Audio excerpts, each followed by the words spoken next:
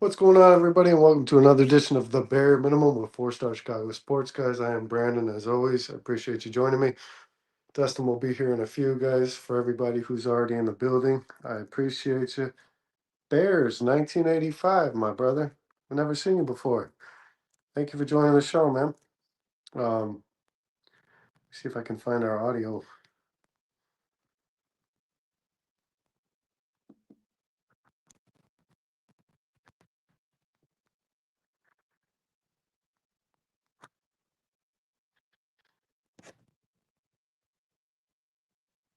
I don't know if that works, but that's for you, buddy. I appreciate you joining us, guys. Like I said, Dustin will be here in a minute. Camel Toe Inspector. It's been a long time, man, since you've been here on a Thursday night. We appreciate you joining us. No Rome, no burden.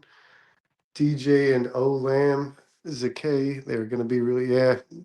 No burden, no Rome, guys. That was released today. DJ Moore is obviously going to have to step up this game like he did last week again. And then you still got guys like Oz. You got Colston Loveland. It looks like Cole Kmet's a little banged up too. I'm not really concerned about the Bears in regards to weapons. I don't think that they're ever not going to have enough, no matter what the injuries, no matter what the injuries are, who can't play. I do think DJ Moore, Colston Love, and Cole Kmet will be enough to beat this Packers team, guys. I do want to talk. Obviously, this entire show is going to be based around the Bears Packers, around the rivalry in itself, but specifically more what's going on this season. I think the Packers feel probably a little more. Packers fan base, I think, feels a little more confident than they probably should at this time. Dustin, what's going on, brother? Bear down. Bear down. I Minimum. haven't played the intro yet. Like I said, guys, we're gonna just beat up the Bears Packers. We're gonna talk about the rivalry. Want to make that a thing this week. I've been talking online with a lot of Bears NFC North groups. The Packers fans got a whole lot of disrespect for this Bears team. I want to dive a little bit into that, but all that and more after this.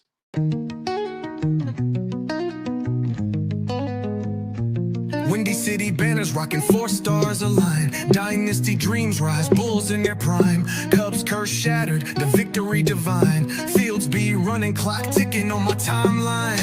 Shot-town heroes, legends never fade. Black Hawks flying, cutting ice with the blade. White Sox diamonds, the Southside parade. 4 stars shine bright, legacies they made. Mike with the crown, air rain, no dispute. Sweetness in the backfield, Walter in pursuit. Bear down Sunday's midfield, battles cute. Chicago's. Yo.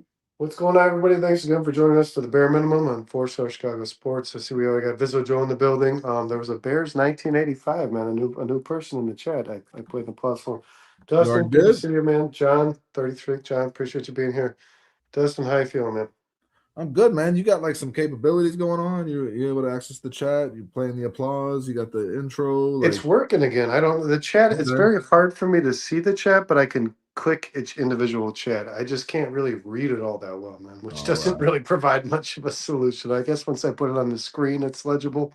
But John, Ant Mass. What up, gentlemen? And then, yeah, Bears yeah, I see a lot of people that 1985. aren't usually here for the midnight show, man. I Good feel like shit. that picture looks familiar, though, for Bears 1985. I think I've seen him with a different. Well, I know. I think me and this gentleman are friends on Facebook. I very Um, much believe that. Camel Toast, good to see you, man. Don't see you often on the midnight show. Appreciate you. no Dustin, how was Rome, your no day? burden, DJ, and Lama Days. Okay, are you? Yeah, and we're obviously guys gonna dive into the injury reports. Big news Man, for the I had a Packers. busy fucking. You asked. I had a busy fucking day at work. It was crazy.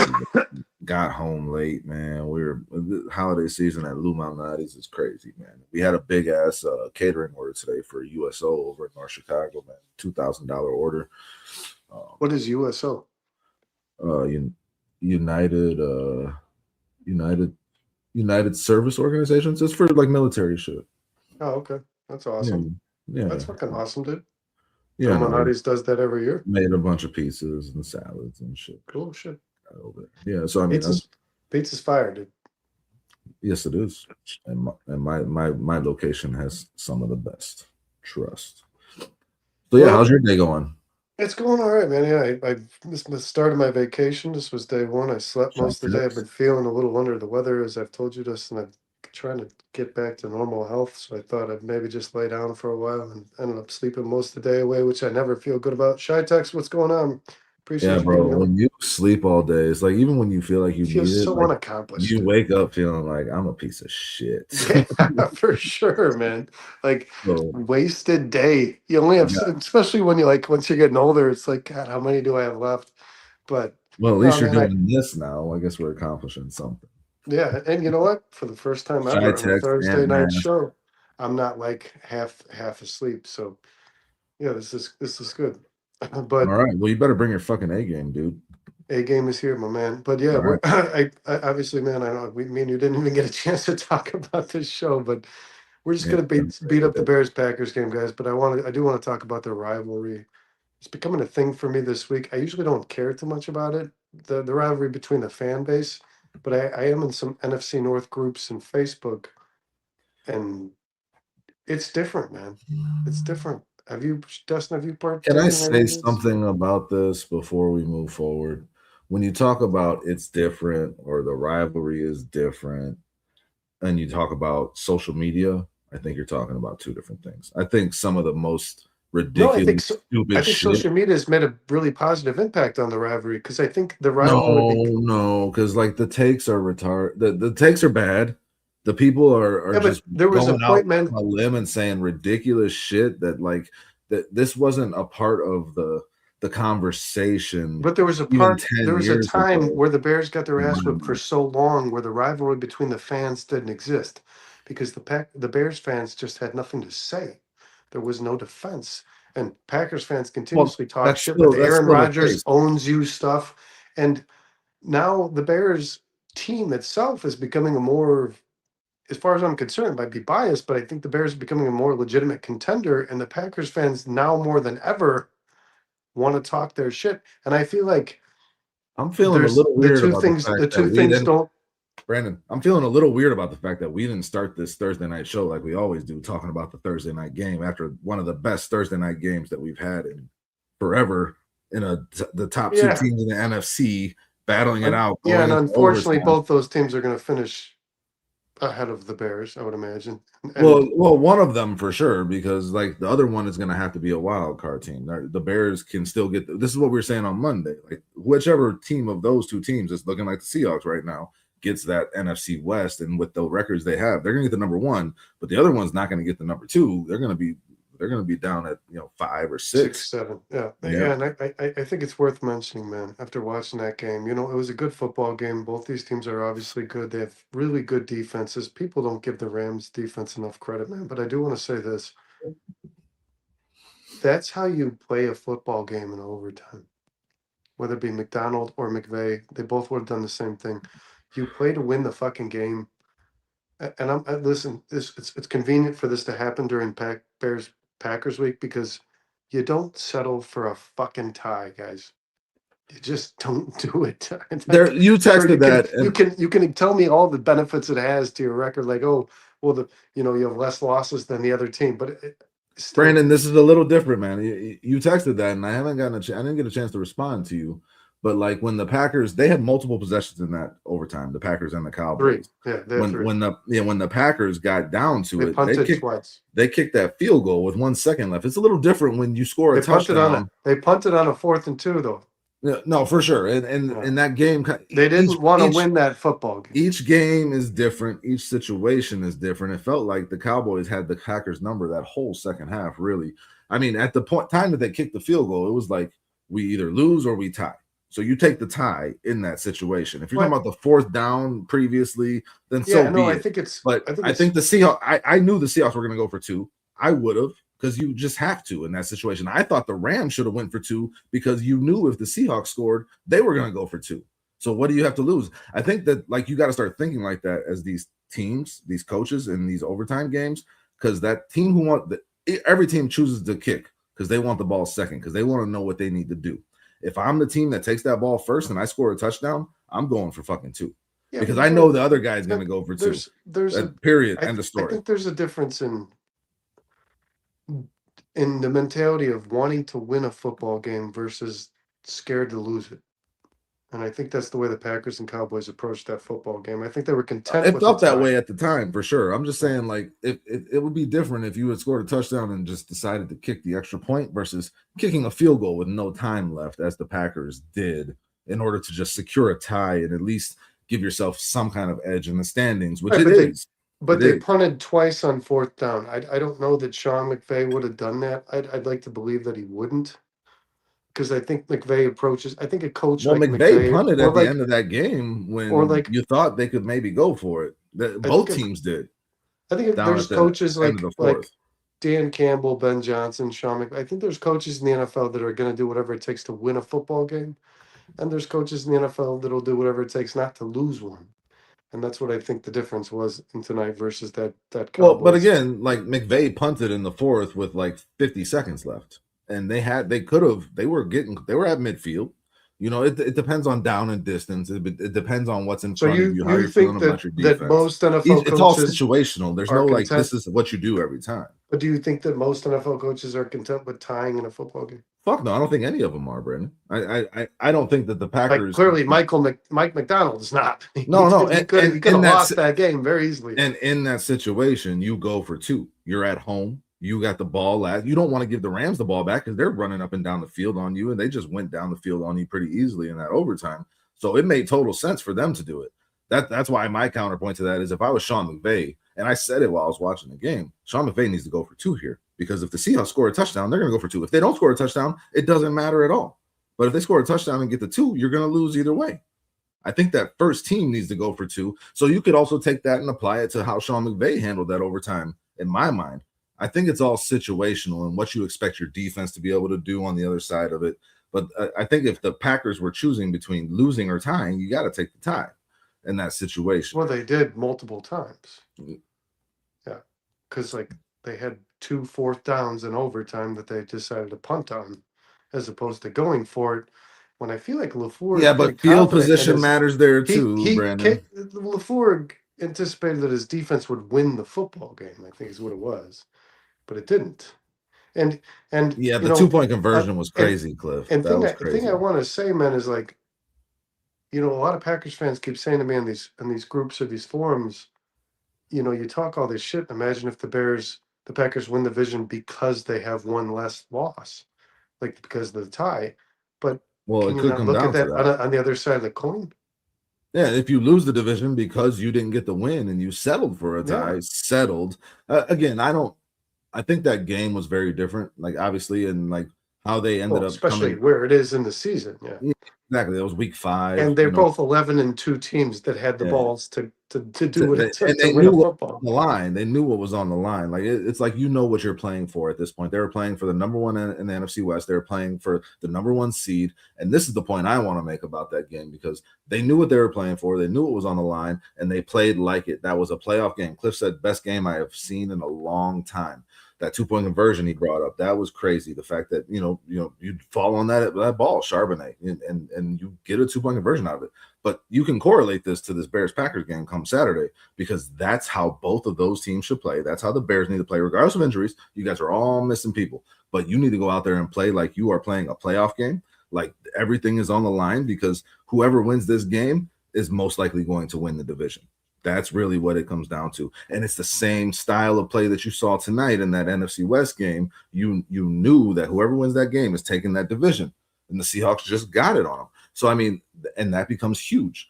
So I expect to see the same level of play, Brandon, from the Bears on Saturday that we saw from the Rams and Seahawks today, especially considering that the Rams and Seahawks are two teams that we're looking at like, competing like we can beat. In regards to that game specifically, man, those two teams are both playoff teams. They're both phenomenal football teams. They're both really talented on both sides of the football. They're both going to be there at the end.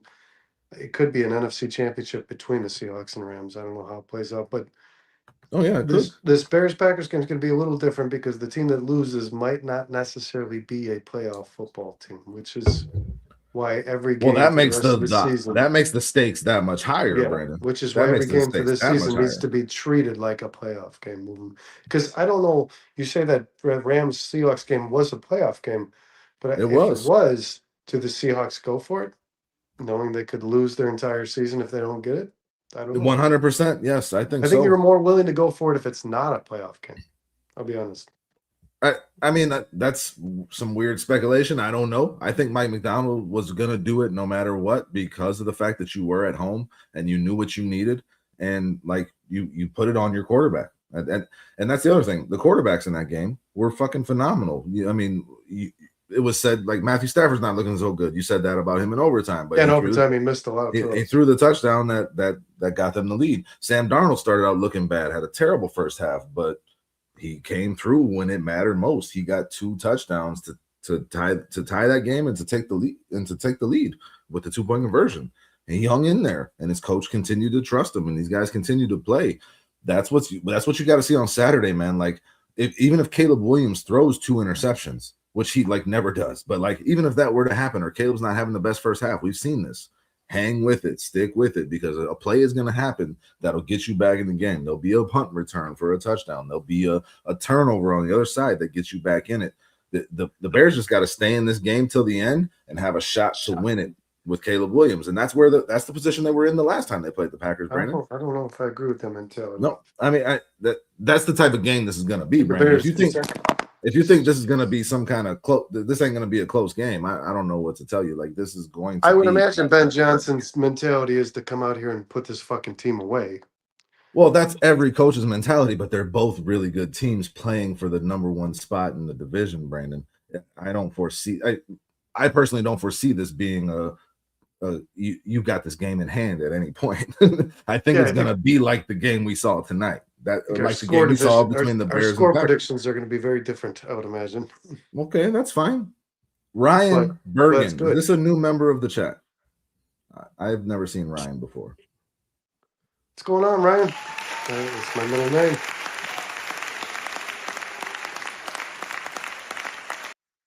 I don't see bitch in there anyway. I want to see the Bears go 2-1. I don't know. Ryan is new. What up, brother? And then I saw Marcus Jenkins. 2-1.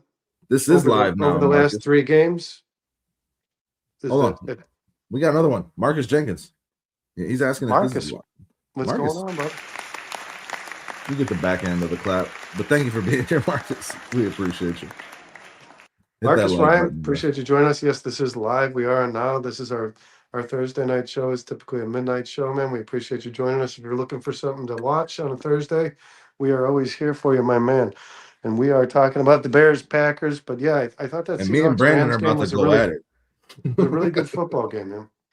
And it was the best football game of the year, Brandon. That's what it was. You know how strong this NFC really is. No, it's better. It's better than the AFC. Those are, regardless of, those are top teams. Those are the teams that the Bears need to beat if they want to go far in the playoffs. Period. End of story. If you want to go to the Super Bowl, which me and you have both said they can do it, you have to play at that level every game for the rest of this fucking season and into the playoffs. It starts on Saturday against the Packers at home. You need to play that level of play. Period. End of story. You saw what that looks like, and obviously there's mistakes. The quarterback threw 2 interceptions and still won the game. You know what I'm saying? Like you gotta stay with it. You gotta be resilient. You gotta be tough. I think that's the kind of games the Bears are gonna play all the way down this stretch, Brandon. The style of game we saw tonight, where it's gonna be close and you're gonna be hanging on for dear life. Yeah, and I don't know that. Obviously, Ted, what up? Turnovers are going to play a very big factor in these games for the remainder of the season. I still don't see the Bears being a team that gives the ball away too much. Yeah. Get them likes up, y'all. Thanks, John. I'm pretty confident the Bears will win the turnover ratio, the turnover battle for the remainder of the season. But yeah, I mean, obviously the pick that Caleb threw in the Packers game 2 weeks ago was the difference. And you like to see that obviously not occur. And I think when it comes to, well, let's dive into the injuries, Dustin, because this is going to play a major fucking role in this football game. There's no doubt it's not. Well, I was in the middle of trying to download some pictures for you in that vein. The Bears and Packers are both looking at, I mean, it's pretty typical for the end of season, guys. You got a lot of banged up players, got a lot of injuries, which is how it usually goes a couple weeks before the season ends. And it was announced today that Christian Watson will play in this football game where Rome Odunze and Luther Burden won't. So that's obviously not good news for the Bears. I thought as long as Rome was injured, as long as you had Luther Burden, you were okay. So, Dustin, let me ask you this: with DJ Moore being the only starter left on this roster that's healthy, how much does this impact the Bears? I mean, obviously in a major way. A major way. Luther Burden, I mean, when we were down Rome, you saw Luther Burden step up, and I felt good about that. You He felt looks good about great. Luther looked Burden great. stepping into Yeah. a bigger role and being able to be that one of those go-to guys for Caleb. And you saw DJ Moore step up last week as well and Luther Burden went out in that game. But now when you have no Rome, you have no Luther, you're looking at DJ Moore, you're looking at OZ, who has had his issues, right? Jade Walker should be stepping up into a bigger role in this game. I think Ted is asking, is Jade out? No, yeah, I mean he's supposed to No, he's be going to there. play, but they're going to use Duvernay a lot. Duvernay is going to get more tick than Jade Walker, I believe, because he has more trust from Ben Johnson. We saw this when they had the opportunity to play Jade. And he's been a He got trustworthy one player snap this year. He's done things the right way, man. He has, and he's come through in a couple of big moments. He's got 2 catches on the season, so I mean, it's not like that's something that he's been doing a lot of. Special teams regards, in terms of returning very kicks, trustworthy. Yes. Yeah. So I mean, it hurts, man. It hurts bad. And I saw it in the chat earlier, and this is what I keep thinking. This is a fucking Colston Loveland smash moment. This is a Cole Kmet. You need to come through. We need those 2 tight ends to really have a big impact in this game in terms of their run blocking, in terms of their chip blocking, and in terms of them in catching the ball over the middle on the outside. Loveland is what I would like to see, man, is Loveland get moved to the outside a little more. Now, I know he's been great blocking and you need him in line, and he's been a lot of that motion stuff where he's blocking and then getting out on his route, which I love, but I would be splitting him out wide a little bit in this game and seeing what he can do if I can create a mismatch that way. That's something I would be thinking about if I was Ben Johnson. Yeah, it's a good idea, man. I think if you were to have entered this season where you drafted Colston Loveland with the 10th overall pick, if you were to have entered this season with DJ Moore being your best weapon on this football team, let's take Luther Burden and Rome Odunze off this roster. Who is the guy that you think is second place? Colston Loveland's your answer, man.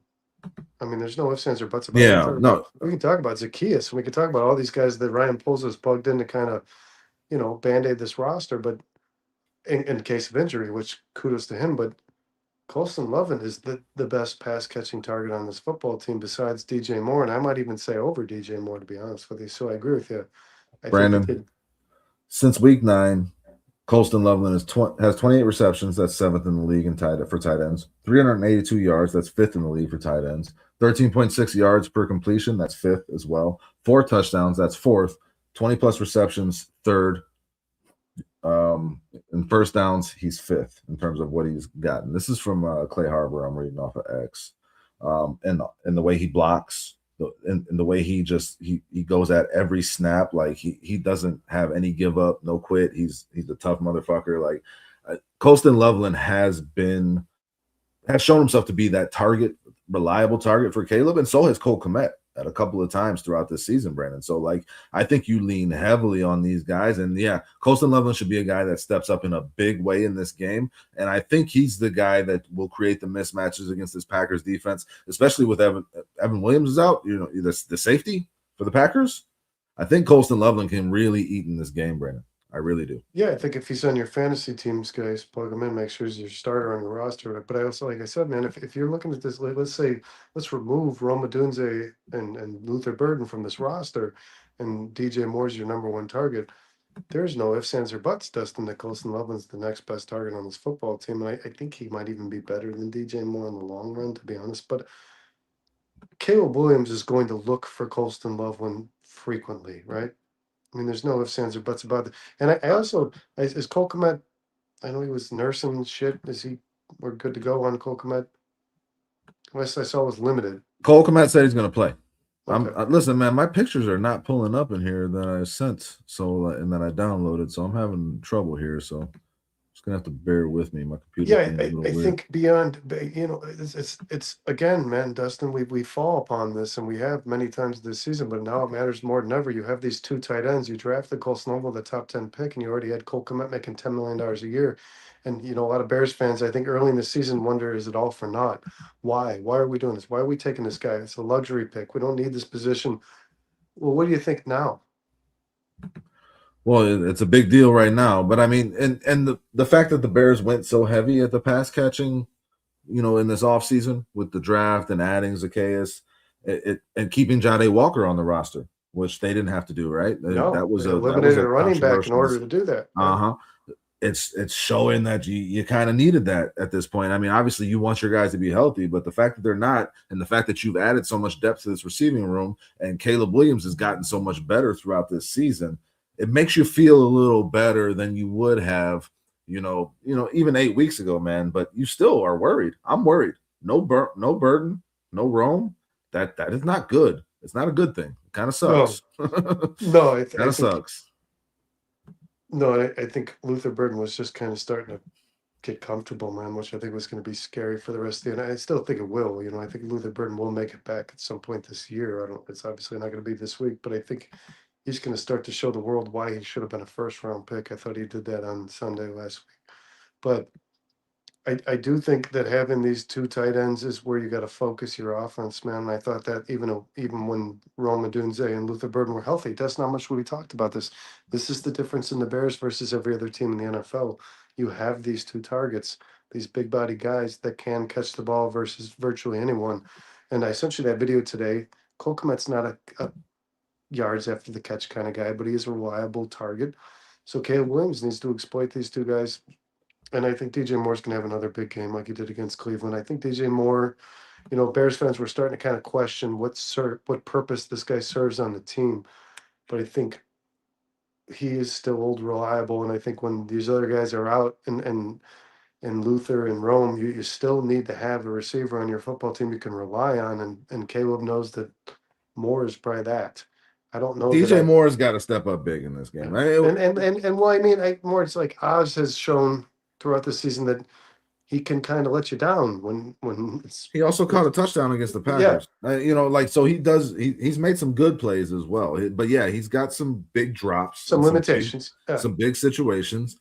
But you would think he will step up in this game. I mean, it's worth talking about Jade Walker a little bit because the guy has the talent, the skill set, the physical abilities, the frame, everything that you want out of that boundary receiver. I would love to just sit here and say I expect Jade Walker to step in and play 60% of the offensive snaps and make a big impact on this game. Knowing what we know about Ben Johnson, watching this game, and I said this a couple weeks ago when he had that, I was like, I just don't expect to see him because Ben makes these guys earn it. But like, how desperate does Ben have to get to where this guy plays 30 or 40% of the snaps and can make a couple of big plays for you? I don't see it in the cards, but I just think it's worth talking about because if it happens and he gets the opportunity, I think you will see him make some plays just based on his skill set, man, and the fact that Caleb's got to throw it to somebody. Yeah, he's a big-bodied receiver. He's obviously good at separation. He knows where to put himself in regards to jump balls. Jade Walker did nothing but impress, and I think he's definitely. And we're not there every day at practice, Dustin, but I would say based on what we've seen alone, Jade's earned some snaps. I understand when Luther Burden and Rome are healthy, it's going to be tough for this guy to get on the field. It's all about what he's doing in practice. In the position you're in now, do you have a choice? Ben talked about the fact that these guys have still been learning the offense. These guys on the practice squad, these receivers have still been learning the offense, working with Antoine Randall L. So I think there is more trust there than maybe we think. A thing that you have to concern yourself with, and I said this to you guys in the text, I don't want Duvernay doing too much. I like Duvernay. I like Duvernay where he's been. I like the security that you have in him returning kicks. There's been so many times he's fair caught the ball with players surrounding him where all the guys that did this preceding him, I would have worried. And this guy's just been lights out. He's been reliable and consistent every time. Sure. But you saw Shaheed returning kicks and punts tonight, man, and then running all the offensive plays with the Seahawks. So like it's not like it's impossible, and it's not like it necessarily has to take away. Shaheed had a punt return for a touchdown in that game. Sometimes you're fast. He He still only did. had like 12 fantasy points. So what did he have, like no catches? No, he didn't do much in the passing game. He really hasn't done much for that team in the passing game since he got there, which I'm a little surprised by. I thought he would make a bigger impact on that offense. Yeah, I But no, think he yeah, had, the last time I checked, he had like 9 fantasy points. That was in the third quarter. I don't know what he ended up finishing with, but outside of that touchdown, I think he Jade made a has very speed. big. And I think it doesn't. I think it is tough. It's tough. It's because like you see Shamir Dike on Tennessee, who's leading the league in all-purpose yards because the guy's been a phenomenal returner. But when they plug him into receiver, his He's return not game good. immediately drops. No, if he's had a good game as a receiver, his return yards are far less I just think impactful. I just think he's an average player, man. Personally, I don't. Like Duvernay athletes, is it just in he's like a general. It's just an tremendous athlete. average player. I'm not that big of a fan of that guy, to be honest. I think he He's kind sucks of as a Devin receiver. Hestery, man. Sure. He's Are you pretty serious remarkable right now? in Is regards to his Devin athleticism. Hestery? No, His he's not. athleticism is pretty I remarkable. can't believe you just said that. That's ridiculous. I can't believe that you've watched any of this player at all. If you can say that he's not impressive, Nothing. That's nothing. he runs like a 4.3 flat. He's like 6'3", 220 pounds. Not Nothing. very good. No, Nothing. No. Anyway, in regard, no, definitely not Devin Hestery, Brandon. Not even close. No. Well, he's leading the league in yards. So Okay, it says something about him. Well, no, it says something about this kick return rule, Brandon. This year is what it says more about than anything. You're seeing a lot more kick. You just told me that there's a player on the Seahawks who kick returns and receives, and he still has less yards than the guy who strictly kick returns. So it says something to me. Well, he's been in that role for a limited time with the Seahawks. He was traded midseason, but I would take Shaheed over fucking Deke Ray or whatever the fuck his name is every day of the week. Every day of the week. I mean, knowing his name might make me a little more convinced about your history with him. You say his name again because I just don't care. That's DK. How little I care about this guy. DK. Yeah. Okay. Yeah. Shamir DK. Yeah. You should start him in fantasy. But my point is, you do naturally see a slump in return yards when you see a player playing more receiver. You see it quite the opposite as well. You see a player's return yards lower when they're taking on return role. I don't want to see Devin Duvernay constantly on the Bears field. I don't think that's a good approach. I don't. I think Jade Walker would be a more efficient way to go than Devin Duvernay. John, this is what I was saying. I'd expect Loveland to play outside, play the X, split him out wide as a receiver, 100%. Brandon, I hear what you're saying, and I don't know how dependable Duvernay is as a receiver in general. Right? He's never been. Yeah. He's got 2 catches on the season. Again, he's been in the league for like 13 years. But this is the problem that faces the Bears, and it really comes down to, does Ben Johnson want to give Jade Walker some run? Because if he doesn't, those are going to be Duvernay snaps. And we'll see if your concern comes to fruition. I don't think that if Duvernay has one game where he runs, 30 or 40% of the offensive snaps, that it's going to hurt his return game. I personally don't think that, but maybe that would be how it plays out. I don't know. I think the Bears are going to do whatever they have to do to fill in the gaps. That's what they've done all year. They've been they've been one of the most injured teams in football. The next guy always steps up, and they still find a way to win. Games missed by starters. It's over that now. So I mean, yeah, it's like 250 at this point. They're going to figure out a way to step up, and the next guy up will be good enough. I think that's what I think. And I mean, we haven't even talked about the fact that the Packers have, some much more important injuries. Let's talk about injuries, man, because we're talking about it. Like I said, I've been pretty involved in NFC North groups over the last week, and the Packers fan base is making a lot of excuses about whether or not they potentially win this football game or lose it because Micah Parsons isn't there, Tucker Kraft isn't there, Williams, like you said earlier, Evan Williams having issues. I think they did say Tom and Watson will both play, but don't throw Bears fans excuses with injuries, man. Like, we're pretty fucking aware of it. I don't like if there's a team that has an excuse in regards to injury. I think the Bears might be leading that pack. But you can see Packers fans out there. Shit, man. You see Packers fans out there reposting the Bears injury report saying, "Don't make any excuses, Bears fans. We haven't made any all year. The Bears haven't made any all year. They keep plugging in guys and finding ways." And missing our best defenders. Jackson comes out as a linebacker off the street, basically, and is that NFC Defensive Player of the Week under the tutelage of Dennis Allen and this Bears coaching staff. The Bears are finding ways to get it done. I think at this point in the year, all teams are dealing with injuries, and you got to find a way to get past it. And the teams that do are the teams that go farther. That's just the reality. So I don't think either team should make an excuse. I think, Tom, when you talk about Tom on the Packers, he's a DMP all week. I don't know that they still say he's questionable, but I don't know that he's going to play. And Evan Williams is out, and he's the key to their run game. In regards to they got some massive injuries, man. This is something I want to talk about because we talked about this all off season, and yeah, Parsons is by far the biggest injury. I'm gonna toot my own horn here a little bit, and I feel like I should because I continue to say to a lot of Bears fans that question about to turn into an OnlyFans thing here.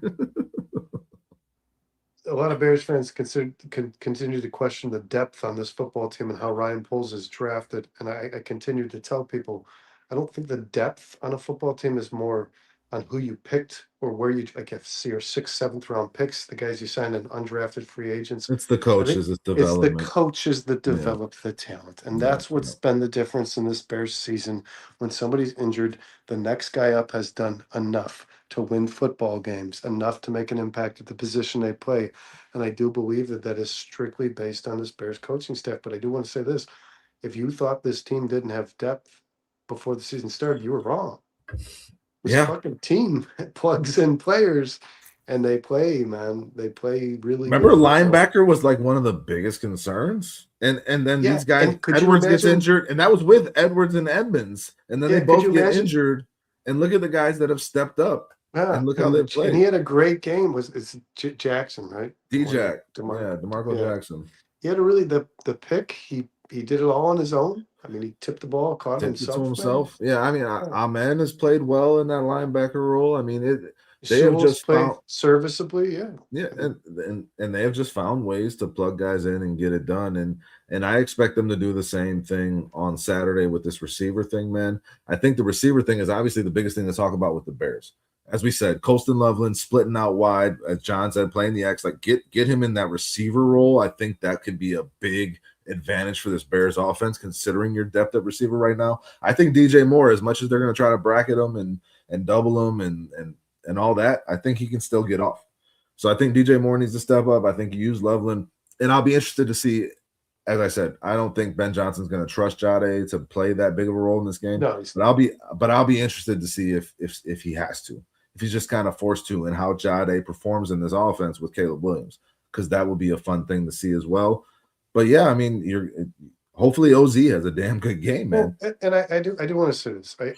I thought about this today. Nice, Ted. I'm not an NFL head coach. I've been to a couple Bears-Packers games. It's always fun. So, how do you feel, Dustin? Let me ask you this. If Jade Walker is a better player, physically, skill-wise, separation, routes, than Duvernay or Oz, regardless of how much he's played and whether or not you trust him, is it the responsibility of the head coach to identify which players are the most talented and put them on the field? Or should he continue to do the way he's done it, where if you've shown me that I can rely on you without making mistakes, that's what puts you on the football field? Well, I thought earlier this year, man, we kind of proved that was a mistake. He kept Luther Burden and Colston Loveland off the field in the first few games. It felt like a mistake at the time, Brandon.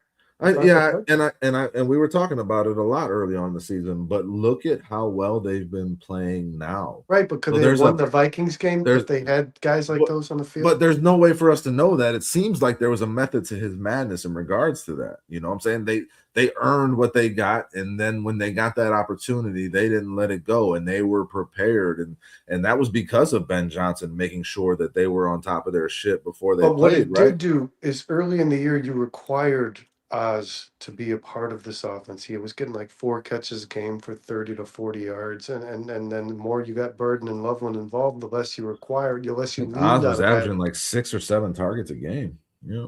Yeah, and I don't know, like, he's clearly not one of the more talented players on this football team. So if Jade Walker is a more talented player than even Oz, we're not even talking about Duvernay, even Oz, is it kind of necessary to put him on the field?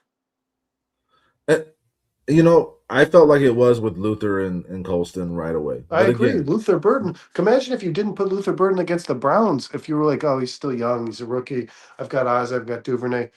Imagine what that would have, how that might have impacted that football game, man. Like Luther Burden was the difference to me in the first 3 quarters of that football game. Well, at this point, Luther's already earned his snaps. I just think that it was a process that they had to go through. And with Luther and Colston, they were both injured in the preseason to where they weren't able to participate the way Ben wanted them to feel comfortable Yeah, they had with setbacks. them being involved in the offense. Yeah, I think that's a little different.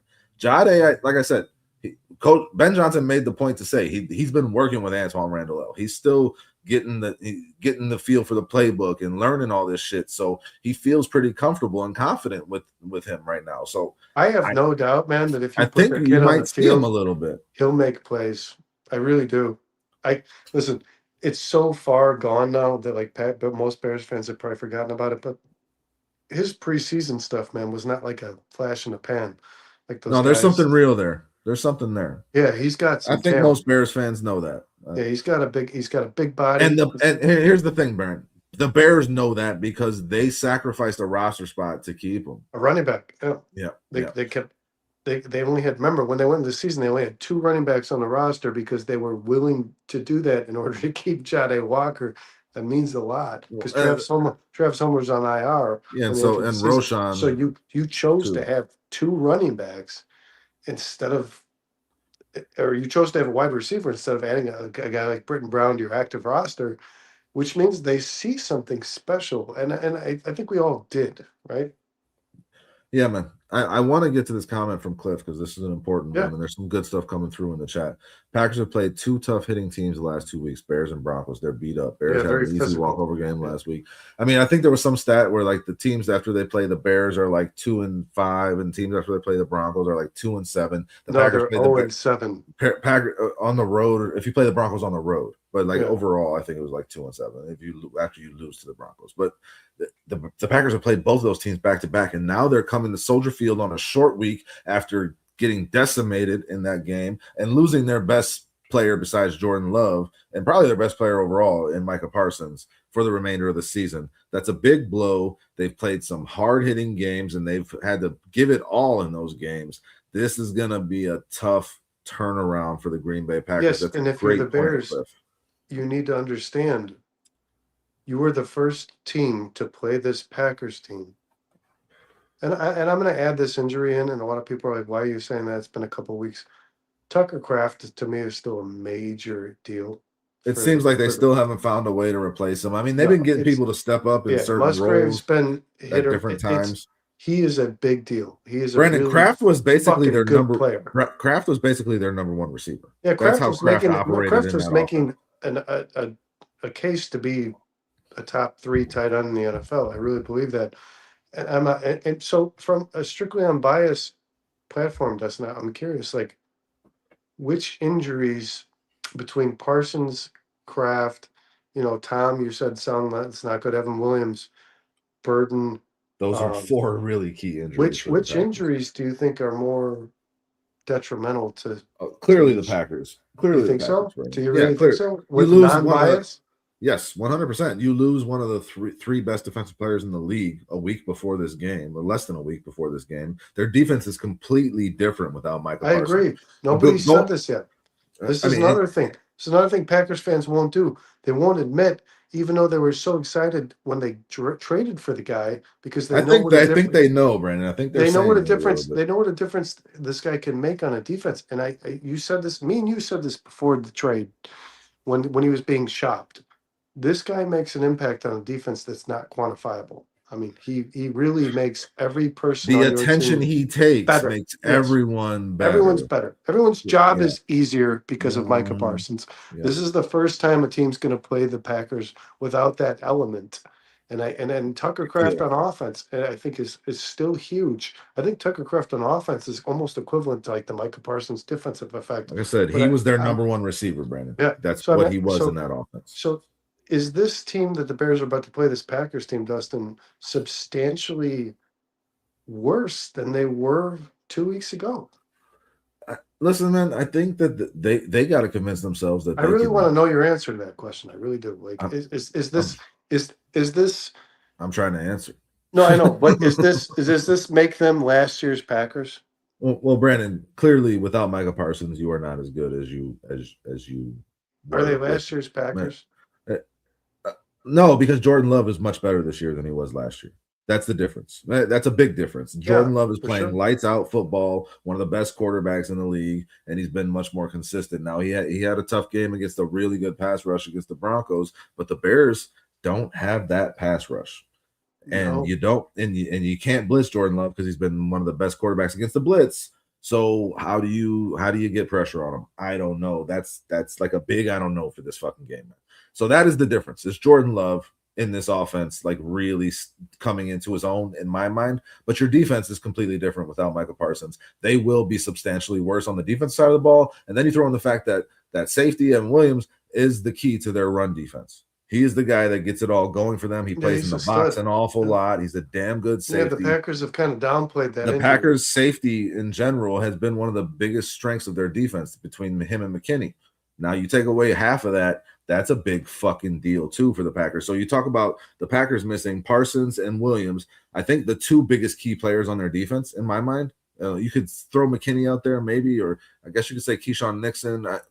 To me, it's Williams and it's Parsons, and they're both out for this game. That's a huge deal. And then you mentioned Nixon for sure, huh? And you mentioned Kraft, and he's been out for a while, so they're getting used to life without him. They've had other guys step up, so I don't know. But like you talk about Kraft, and then you talk about their one elite offensive lineman. If he doesn't play, I think Tom's going to do everything he can to play. It's not looking good. He has not participated, but if he's out, that offensive line is completely different, and maybe there's some pass rush you can get there. Maybe Austin Booker can exploit the backup over there. Maybe. I don't know. Those are fucking big injuries. The Bears can keep things going. And this question right here kind of goes back to what you were talking about with the Rome and Luther. Is this more important?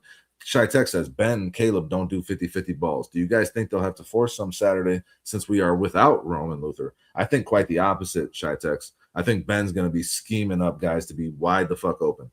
It's just really trying to get that first, second read ready for Caleb Williams, and Caleb just play on time and hit it. I think it's going to be that much more important that you don't throw the 50-50 ball in this game, because I think Luther and Rome are two of your best. I was just going to say, this would be the worst week to start that. Yeah, I mean, unless you're talking Colston Loveland. DJ Moore caught that touchdown, the best pass of the year from anybody in the NFL. DJ Moore caught that.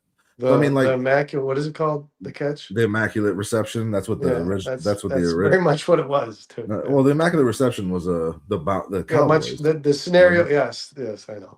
Yeah, but I mean, all I'm saying is I think it's that much more important that especially if you're talking about including Jade Walker and OZ, who has drop issues, just getting these guys schemed open is going to be really important in this game. I think the 50-50 ball is not something I'd be leaning on if I were the Bears. So how do you want to approach this? Like, let's go over the game. Yes, where Cliff, the Bears win and lose, you. or do you want to talk about? I really wanted our discussion on the show. We didn't get to talk. I want to talk about this rivalry. Okay, which one do you want to do first? Whatever you want, man. I'm here to talk about whatever you want to talk about. I want to talk about this rivalry. I do. We had a lot of fun talking about it on Monday briefly, but and guys. Watson most likely playing. Yes, you can come here. You can come to this show. You can come to 4-Star Chicago Sports. You're not going to get any bias, not from me and Dustin, at least. We're not going to tell you what you want to hear. We're going to tell you what you need to hear. And I do, I do think, from a non-biased standpoint, I think we're looking at a very different Bears team. I think they're about a year ahead of the schedule in regards to like a new coach, a new system, a rebuild, if you will. But I think that the Packers-Bears fan base, the chirping is really, really increased, Dustin. I don't know if I've never known you to be a big social media guy. The Packers are a lot more willing. Fans are a lot more willing today to talk, to treat it like the Packers own this Bears organization. And I'm very curious, do you think that's just a result of the fact that the Bears are a believable, a respectful football organization?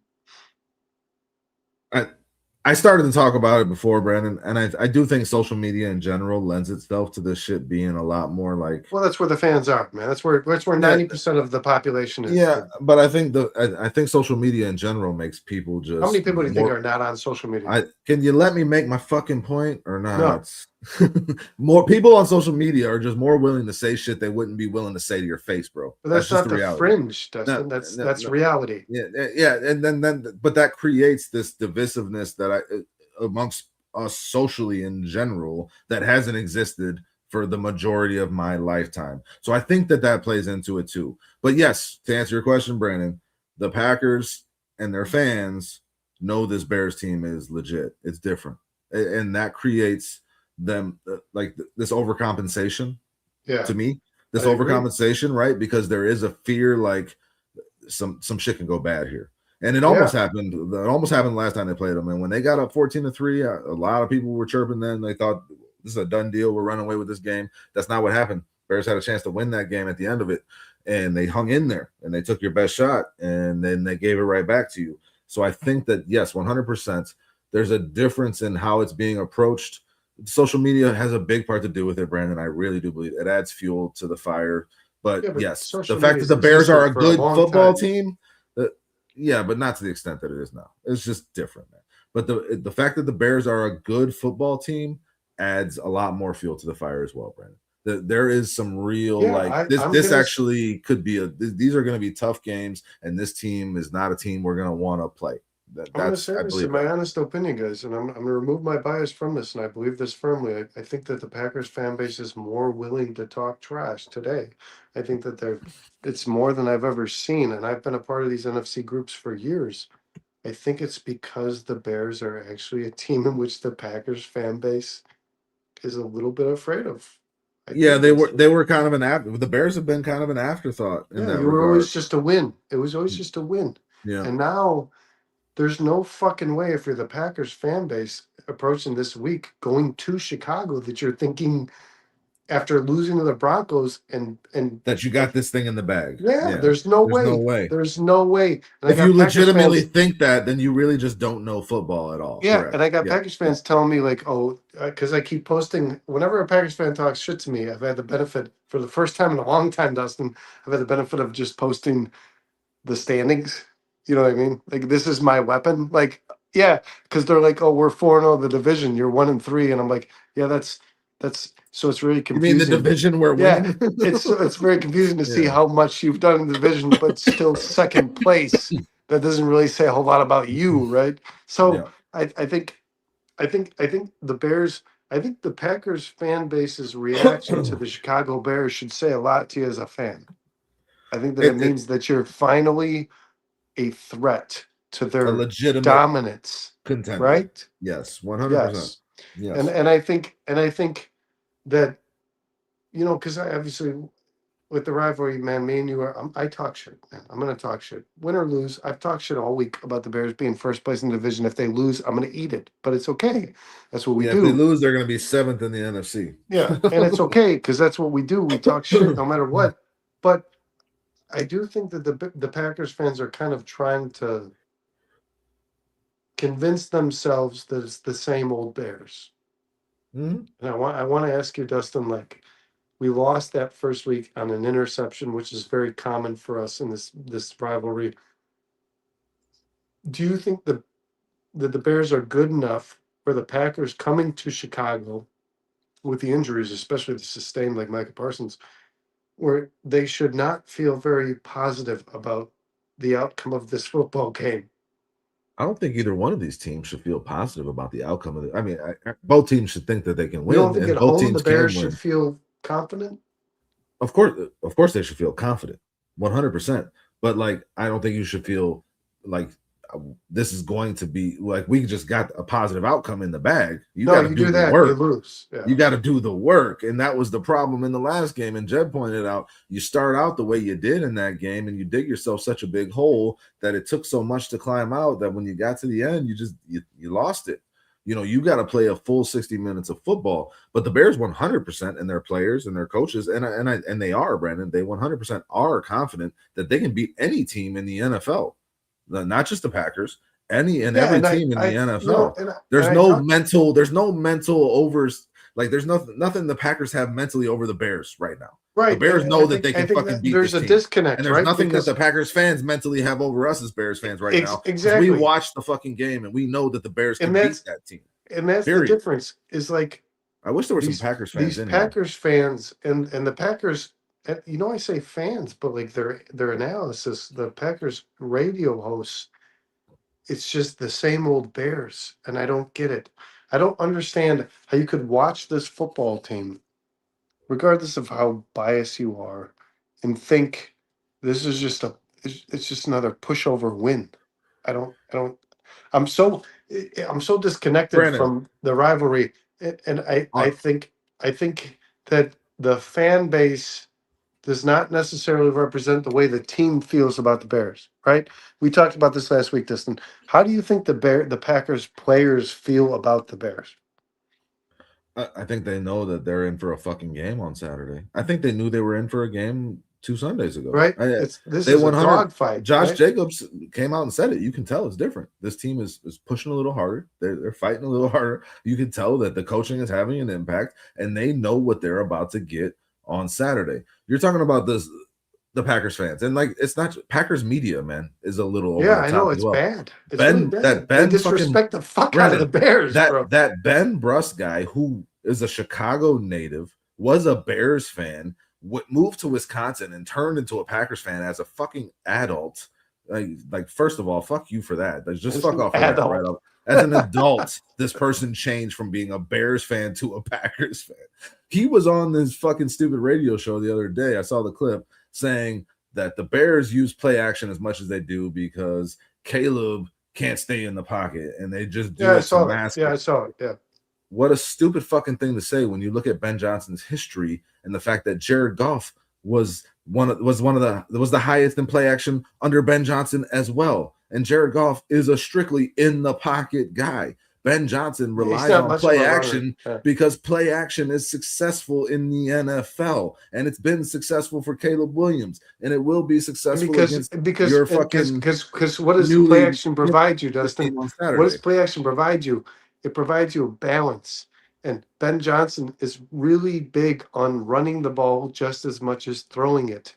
So play action is the way you would exploit that. If you're any play caller, offensive play caller in the NFL ever, you cannot find balance in the passing game and the running game if you can't establish play action. It doesn't exist. So what the fuck are you talking about? This is my point, man. So like the it's over the top, and it's clearly because what's his name is Ben Brust. I kind of hate Ben Brust. I think is the ESPN, the Packers Milwaukee. ESPN radio host. Yeah. Which like what are you? I don't. So is this Bears team, because it's the same old Bears as far as you're concerned? Is this Bears team offensively with their top 10 rankings in almost every category? What's up, Shorty? Bears team even comparable to the Justin Fields, Mitch Trubisky Bears? What is that even a fucking question? That's what. Is that a legitimate question? Like, so the same. What is the same old Bears? What is the same old Bears team? What does same old Bears mean to you?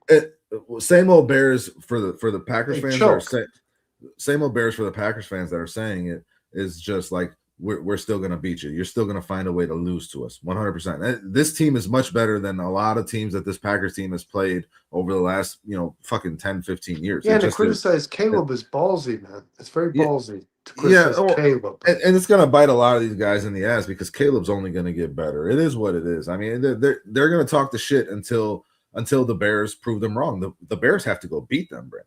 The Bears have to do that part. Well, they need to do that for me. But them saying same old Bears is just them trying to keep that mental hold over Bears fans. Really, that's what it is. Like, because there is something brewing here. The Bears have a good team that's growing. First year head coach took the Packers down to the wire, beat the Super Bowl champ Eagles, are 10-4 right now. Murdered the Browns, which the Packers lost to. There's something brewing here, and they're just going to hold on to this. Well, we've won, 12 out of the last 13 or whatever, as long as they can, until the Bears prove them wrong. And if the Bears don't beat them, they'll still have that over us, Brandon. And that just is what it is, and they'll be able to say it until the next time that the Bears. Well, I want to ask you this, Dustin.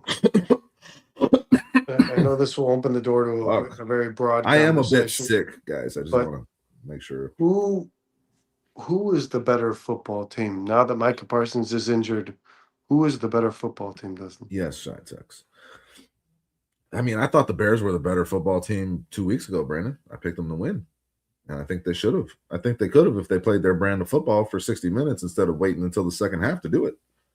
So the Bears are clearly a better team now with the injuries that the Packers have sustained just recently. You know, Christian Watson is questionable. They're saying he's going to play. I'll be shocked if he finishes that game.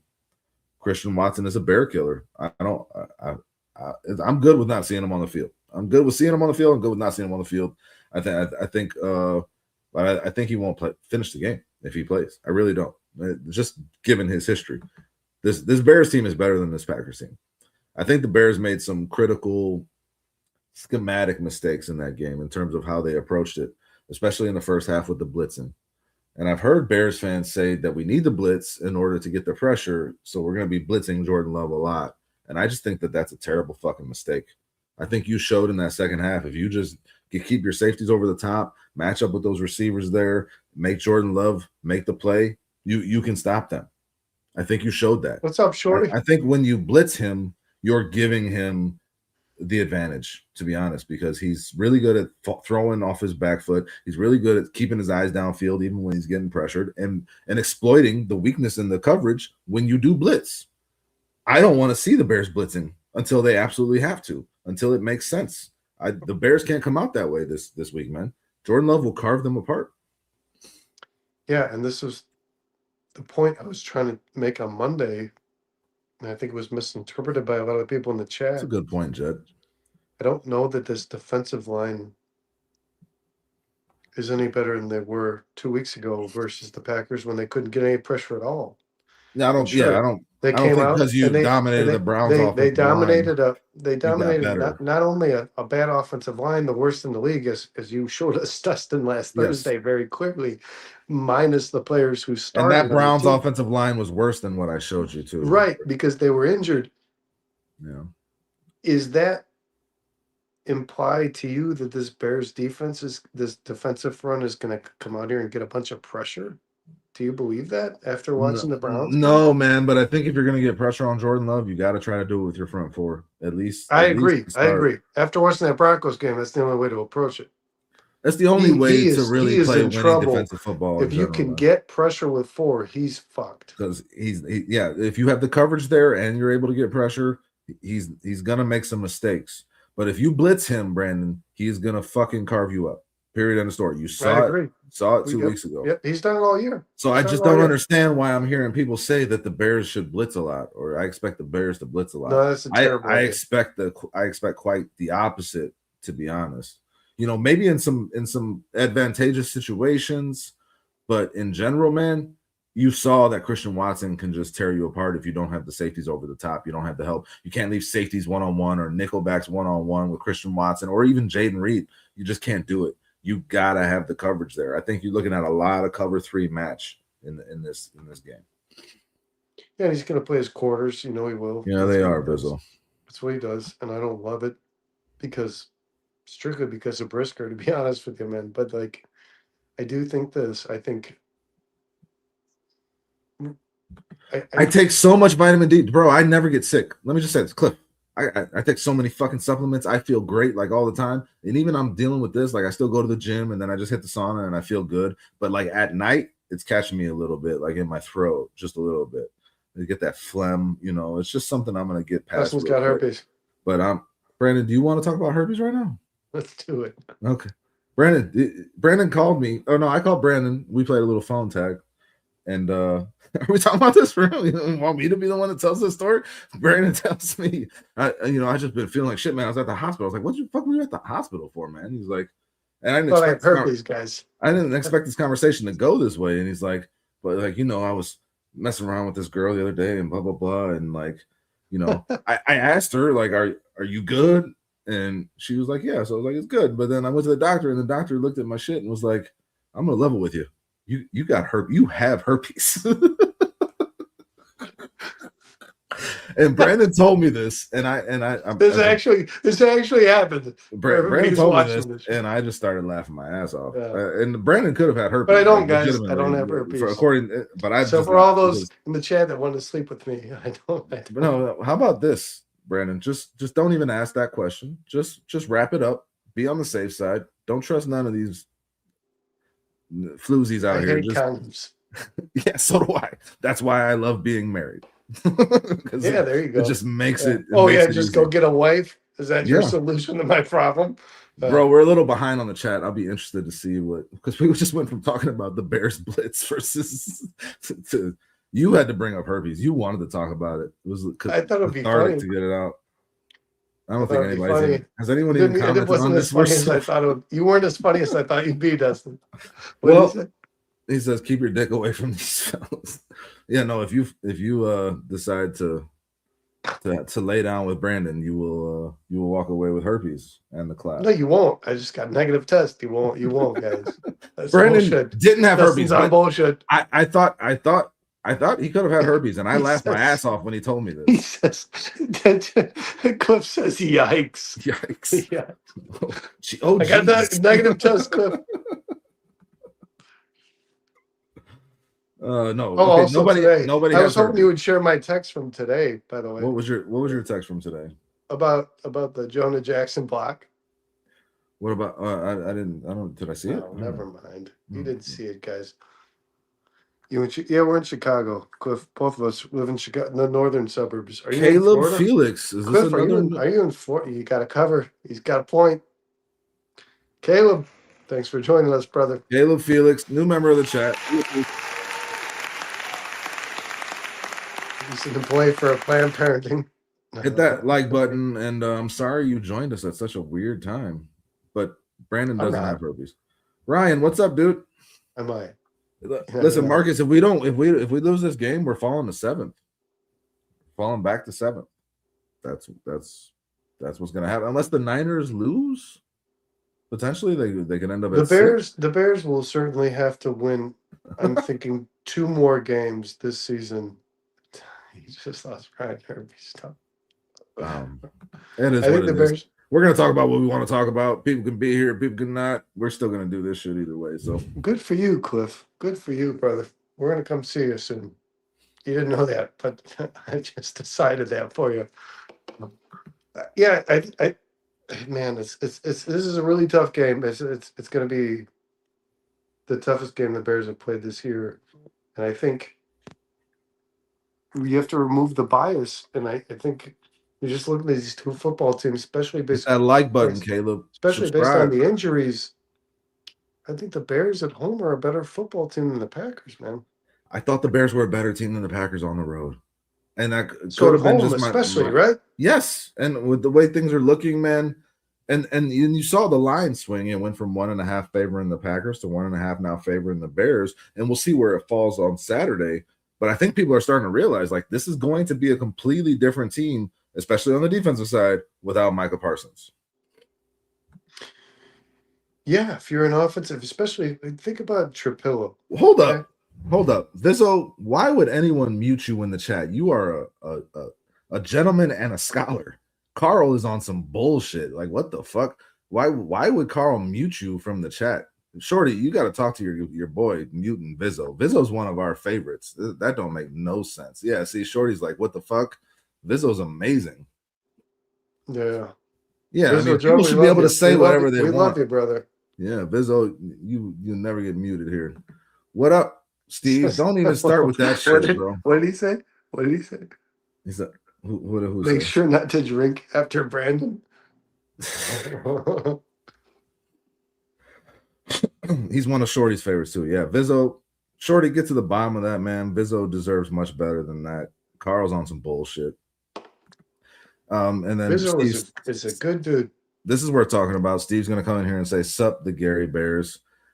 I don't think the Bears are going to Northwest Indiana, guys. I think financially it would make some sense, but I just think overall, in terms of your brand, in terms of what it would mean, I just don't think that's something they will ever do. I think they will fire Kevin Warren before they let him make a deal like that, to be honest. I don't think that's happening. I think it's a leverage ploy, like all these things have been. We heard Northwest Indiana mentioned a couple months ago, and I laughed at that. There's no way you're going to go look at the fucking Northwest Indiana skyline, bro. I got family out there. That place is a hellhole, bro. Like, don't get ahead of yourself. The Bears are aware of this. If you move the Bears to Northwest Indiana, You're going to have a football team in Chicago. You understand this, right, Dustin? Like, there will be a football. If you move out of here, you're opening the door for another football team to come to Chicago, the fifth biggest market in sports, and you Yeah, will like be a team out of the AFC, like the Jacksonville Jaguars will move to Jaguars, and you Chicago. will be forgotten about. So don't do that. I think that would be just the dumbest decision, and I think if you got to know that, I think Illinois, A team will come exploit this market. There's no doubt I think, about it. I think the government in Illinois needs to understand that they need the Chicago Bears too. Like it's a mutually beneficial thing. They got to figure this shit out, and I think they will. But I do think Kevin Warren is really just trying to put pressure on Illinois. That's what I believe, to kind of step up to the plate. But at the same time, man, like I've said this is always my stance. Like, you're a fucking billion-dollar organization. I don't give a fuck about your stadium. I don't. Like, figure it out. Like, that's your job. Like, it's not my job to pay the taxes that fund your shit. Like, it shouldn't be the fans' job to do that. I think at some point the organization needs to take some kind of responsibility in terms of the money that you're putting up. And the reality is the Bears are owned by the McCaskies, whose only real asset is the Bears. Like, a lot of these other teams are owned by people that, you know, got money in a lot of different places, and Yeah, coming from a McCaskey's lot of, got a lot of money in other places, man. but no, it mostly just comes from Real the Bears. estate. It just mostly comes from the Bears, though, Brent. That's the reality. Like that. So I mean, like, they need the help, but at the same time, like, it's not my job. I'll just always be of the opinion, like, it's not my job to like give a shit about that. Like, you guys figure that out. That's why is that on the fans? I don't know. And if you're willing to give up this market and move to Indiana, there's going to be a team in Chicago that's more successful than you, strictly based on default. I'm just letting you know that, man. Yeah, The Shy-Tex, it's a if the- total If dump. the Northwest Jaguars move Indiana to is just Chicago, so. they're going to make more money than the Northwest Indiana Bears. The Hobart Bears of Chicago or something. Like, what are we talking about here? The Merrillville Bears? Like, no, the Gary Bears. Jesus, it's ridiculous, man. Chicago is run by morons. The state of Illinois is, but I mean, I agree with Caleb here. I think they're trying to. I think they're trying to play hardball. I think that's what the Bears are doing. And I mean, eventually it'll get figured out because both sides just want the money, and the money's there to be made. The Bears do not want to move out of Chicago. Like you said, Brandon, you're opening up a big power vacuum in one of the biggest markets in the country for any team to come step into. That doesn't make sense either. And just steal it, because how many fans would choose to root for the team that's in Illinois versus the Bears that they were loyal to for years that moved out of the state? I think there's a lot of fans that would choose not to root for the Bears anymore if they moved out of state. I do. Yeah, and the Kevin Warren heat, that doesn't make much sense to me either, because I do think that he's just trying to exercise some leverage and get this deal done.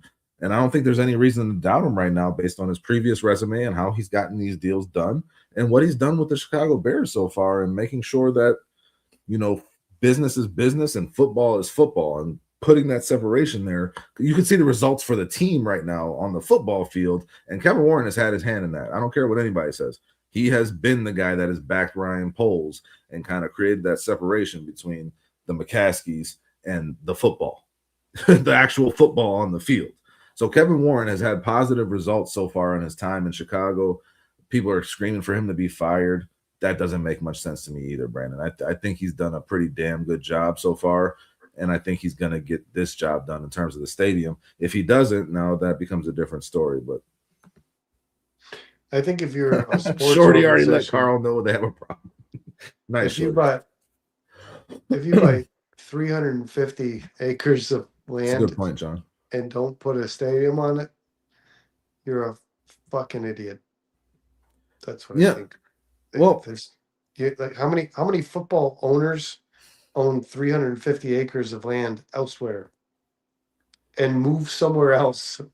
Well, I mean, if the state of Illinois, I don't know all the red tape shit, man. I'm not going to sit here and pretend like I'm some financial expert. Justin, you're not going to get 350 acres in Northwest Indiana. Oh, no, I understand that, but you're going to get like 20.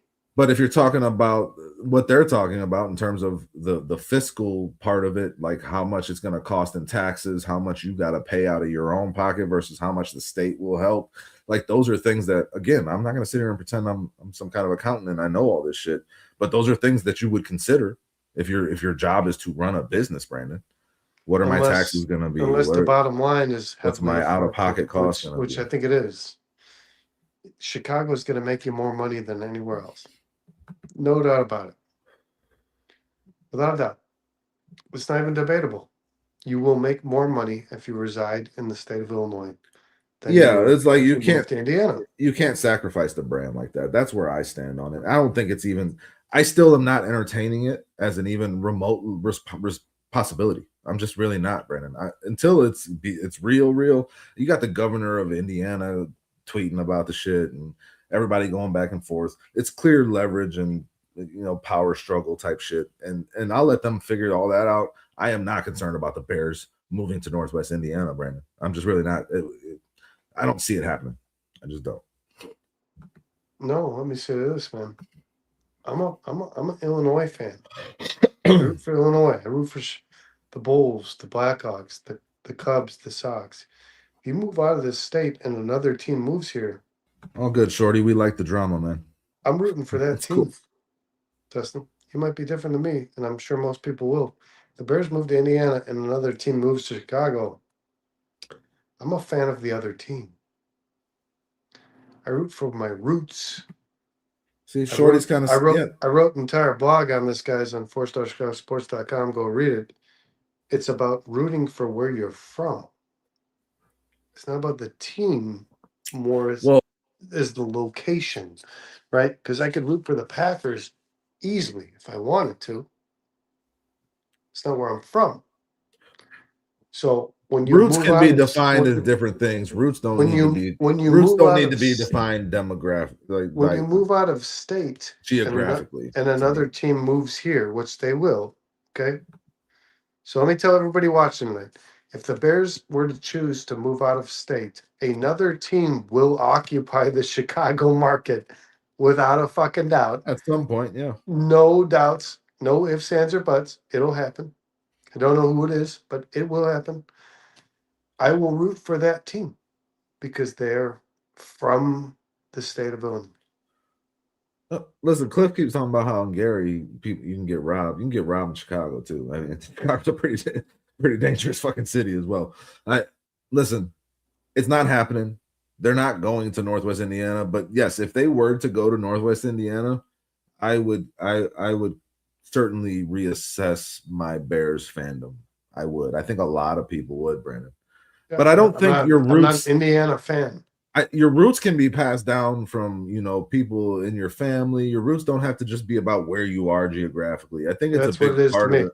That's what it is to me. That's not what it has to be for everyone. But at the end of the day, it's a big difference between this team is from Chicago and we are in Chicago and this is our team and this is our team that we root for and then them moving to fucking Indiana and just being like, well, it's basically the greater Chicagoland area. It's like Northern Indiana is basically just a suburb of Chicago. Like I'm not with that. I'm not okay with that. And I don't think I could find a way to continue to root for them, especially like you said, if another team came into Chicago, it'd be tough. Shorty asked that question. If they were the Gary Bears, are you still a Bears fan? It's like when these teams they relocate and it's like, do you go with them? How many Rams fans in Los Angeles? Now the Rams are in Los Angeles. How many Rams fans are in St. Louis right now? I don't know. Are there a lot of St. Louis fans? Like, what do they do? They're left without a team. Who do they go pick? Well, if the Bears move to Gary, we don't have another team to just go to, Brandon. You just said it. St. Louis is left without a team. Chicago will not be. Yeah, no, but like in the short term, you would be. The Bears would be in Gary, and that would be the only team close to us. But Chicago would have a football team very immediately. Well, eventually, but those things take time, man. No, it wouldn't. It would, and like was pointed out earlier, you'd have a team within a year. You got to have a stadium.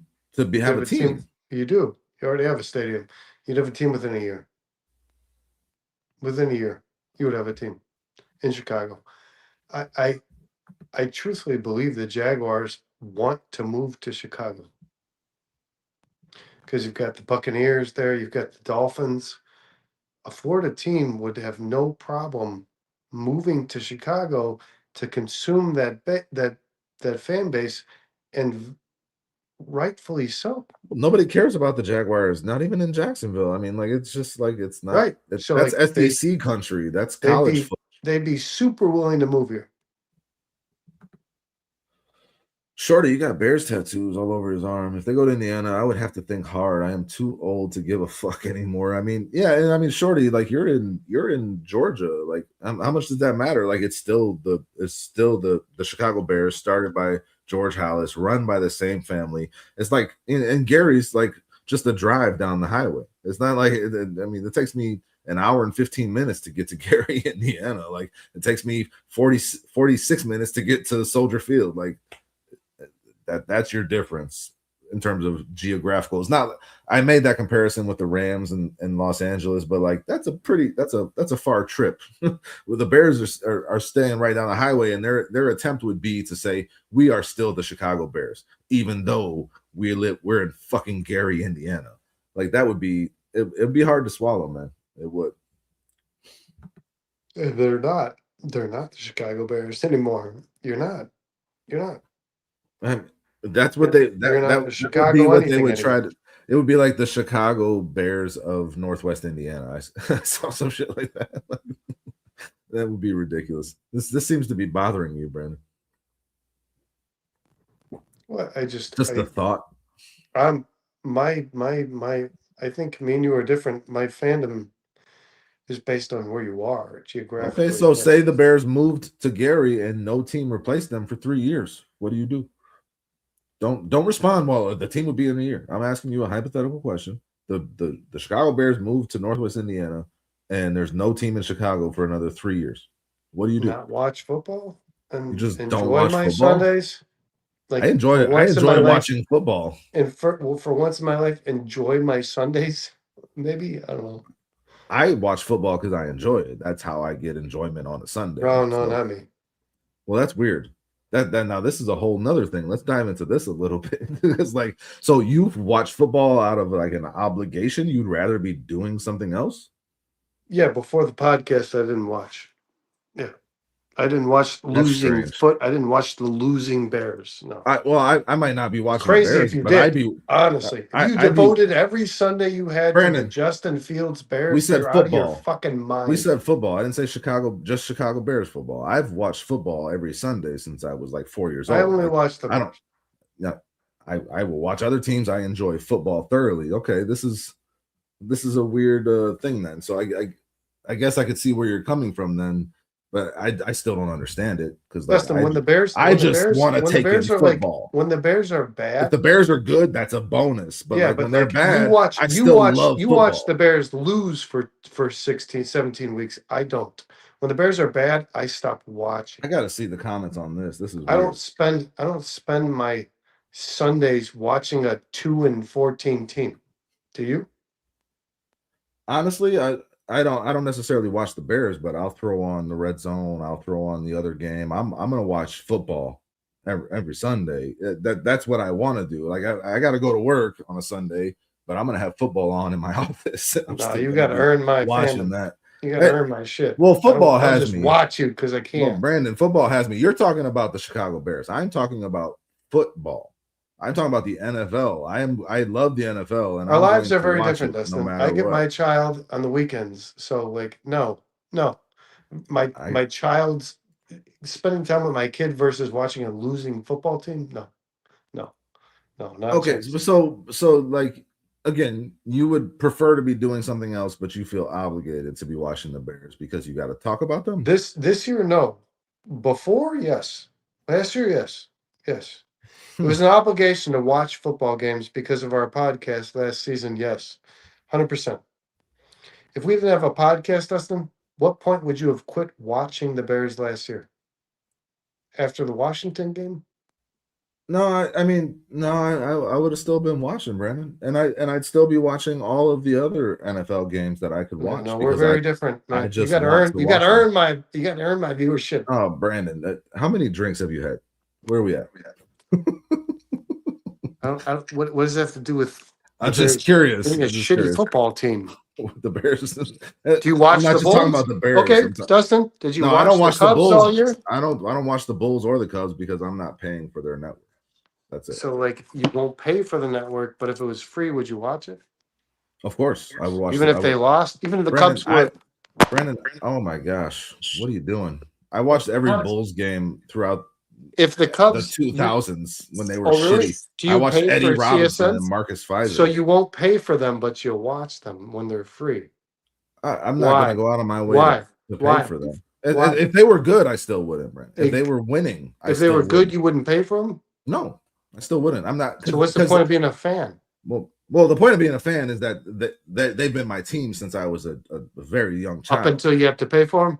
That's how long they've been your team? Brandon, when you do that to a fan, okay, let's keep going with this. When you do that to a fan, when you turn it into this monetization and you want to take away the game that's been available to them their entire lives because you think you deserve more, and on top of that, you're a shitty franchise that doesn't deserve that, on top of that, that's an insult to me.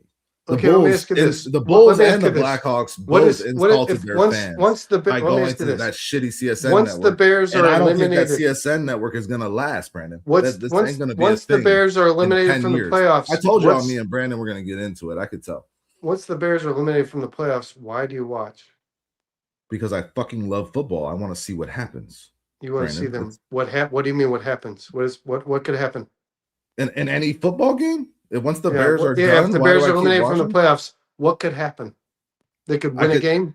No, it's not about the Bears, Brandon. I'm confused on why you're so confused. I just love football. I'm not every confused. Game, something you're questioning my approach. Game. I'm not confused. I'm not you are questioning your approach. I said it's interesting. I'm trying to have a conversation about it. You're getting defensive. No, I don't control how you feel about. I guess I'll ask the chat this: do you guys watch the season through when the Bears are eliminated? Do you choose to spend 3 hours on a Sunday to watch the Bears once you know statistically and figuratively you're going to regret every other match? If the Bears are eliminated from contending in the playoffs, do you continue to spend your Sundays with your children and your wives and your families and your friends and your job? Brandon, I've gone to watch Bears games at the stadium when they had 3 wins at the end of the season. I've gone to watch Bears games. I'm smarter than you, bro. I don't know what to say. I don't know what to see. Now you're smarter than me. No, it's an experience. I don't do that. Yeah, if I go to a Bears game with Bears game with my brother and enjoy his company, and do you watch the Bulls now? Is that I went to a Bulls game last year? I've gone to Bulls games. Yes. What are you watch them now? About? Right now, you're smarter than me. What a stupid fucking state. You know how stupid you sound when you say I'm smarter than you. Sure, you don't sound smarter. Okay, you choose, Dustin. You choose to spend your Sundays to watch a team that's eliminated from the playoffs. Why? No. Tell me why. Tell me why. Brandon, I choose to watch football. I will watch any game that's on TV in the NFL because something great is going to happen. Do you watch? Somebody's going to make an athletic play that I can't bullshit. Make. Do you watch the Bears when they've lost a playoff seed? How many? Do you watch the Bears? How many? Where are we at? 5 Do you watch 6? the Bears when they've lost the playoff seed? Do you watch them or not? Of course, yes, I'll watch them. Why? Because I want to see my team develop. I want to see what Caleb Williams could do last year. So you didn't watch the Bears beat the Packers last year, Brandon? Because that was no, I did not watch that football game. Wow, but you missed some really important things that happened in that game that started to set the tone for what this season would be.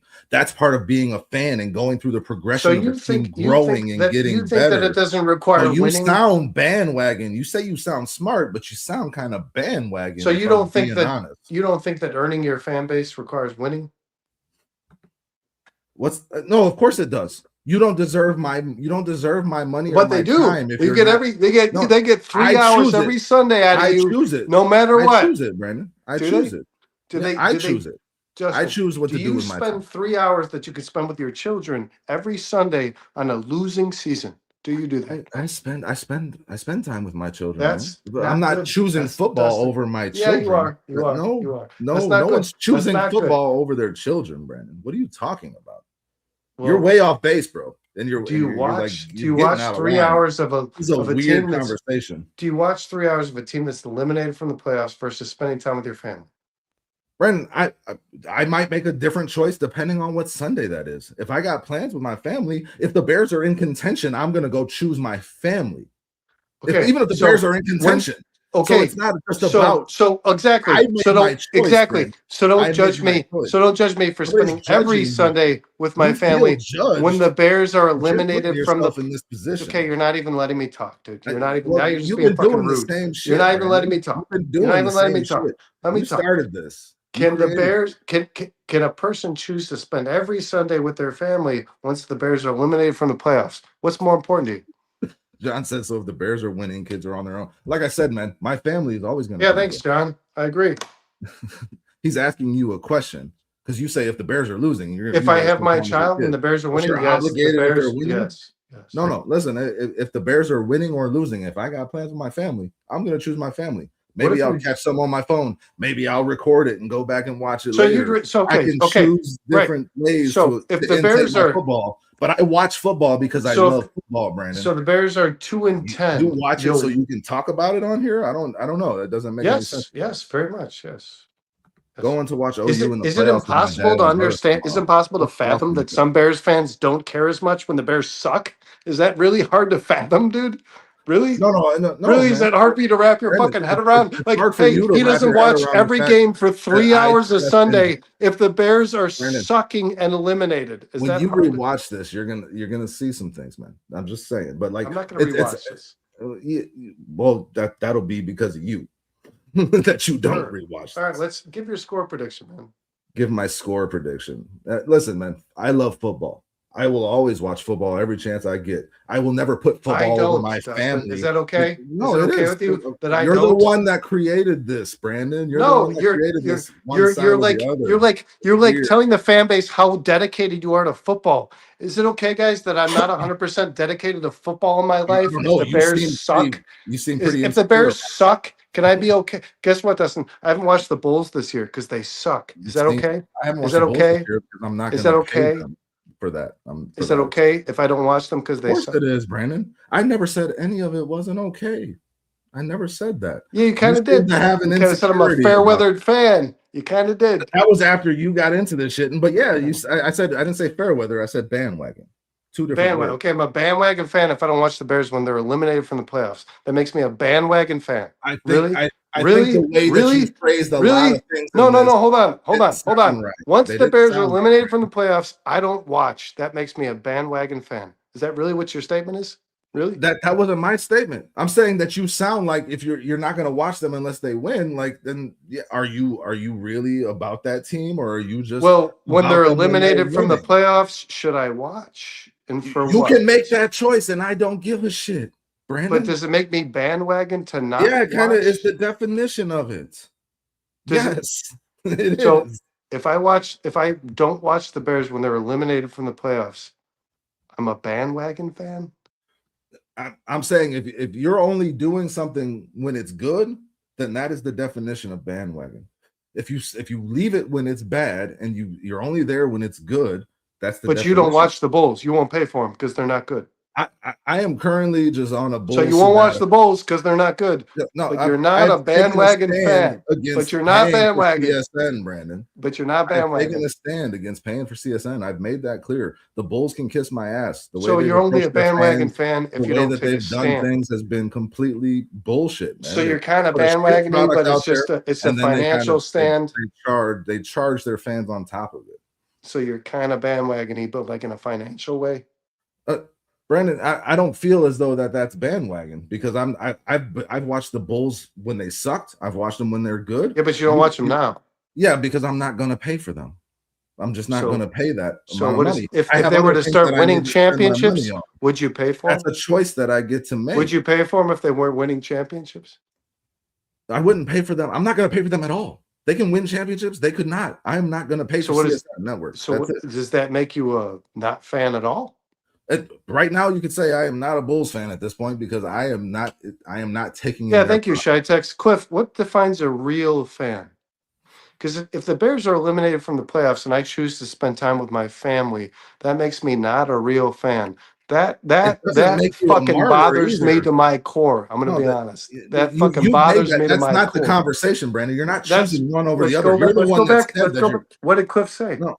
You're a real fan if you watch when they lose. That's what he said. Brandon, You're a face it. real That's fan. not what he said. He says, Brandon, face it. Real fans will think less of you if you don't watch. That's Okay. what he's So saying. what is what? Yeah, but what is a That's real wow, this fan, is Dustin? unbelievable. But what is a real fan? What is a real fan? of the You Bears? can define that however you. I'm not trying to. How do you define it? I don't define it for anyone. I make my choices for myself. If the Bears are winning or losing, if I got shit to do with my family, that's going to come first. Period. On the story. So are you a real fan? That's it. I don't know. You tell me. It doesn't matter. I don't know. I don't know what a real fan is. I know what I am. Cliff doesn't have a family to spend time with. Apparently, I don't know. Brandon, because you said you just wouldn't watch football. Like if and I would. I said I would. I didn't know this would personally insult you. To be honest, I didn't know this would bother you as much. It's very strange because I'm not insulted. I feel like you are. I feel like you're drawing attention to it. So get it out. What is your problem with it? What's my problem with what? With me not watching football when the Bears suck. I don't have a fucking problem with it all. I said it's interesting. I said it's different. I look at it differently. What's interesting about it? It's interesting because I think completely differently. Because you choose to spend your Sundays watching a losing football team, and I don't. I choose to spend. I will choose to spend my Sundays watching football until the day I die, regardless of if it's the Bears or just any NFL game. So that has nothing to do with what I've said about the Bears. It has nothing to do with this conversation. My interest in football is not affected by the Bears. My interest in the Bears is affected by the Bears. What do you say about that? I didn't hear what you said. I'm trying to read the chat. My interest in football is not affected by the Bears. My interest in the Bears is affected by the Bears. What do you think about that? That's a fair statement, Brandon. But again, that's just how it will be looked at. As Cliff said, Cliff didn't say you're not a real fan. He said that it can be looked at like by other people if you're not watching. Sure, you guys can choose to spend 3 hours on a Sunday to watch a team that's already eliminated from any postseason contention. I'm going to ask you why. Why would you? Why would you watch? Why do you watch the Bears? I already answered that question, Brandon. Because I already answered that question. Because you can see things that you see your team grow. You see the development. You see this player step up. And I'll see that next year when I watch. You always see a great play in any NFL next season when I watch in any NFL game that I would never be able to do myself, and that's why I enjoy it. Guys hitting each other, guys going out there and going to bat for each other, and all of that. Like I'm going to do this on this podcast right now. The team it's just Dustin. It's just football. It's just football. It doesn't fucking matter to anything in life whatsoever. If we removed football today, nothing would change in life ever. So like, it doesn't matter. It doesn't matter. What is the point? Who cares? Brandon, it's just different. I played football my whole life, Brandon. Like it's just okay. Where'd that get you?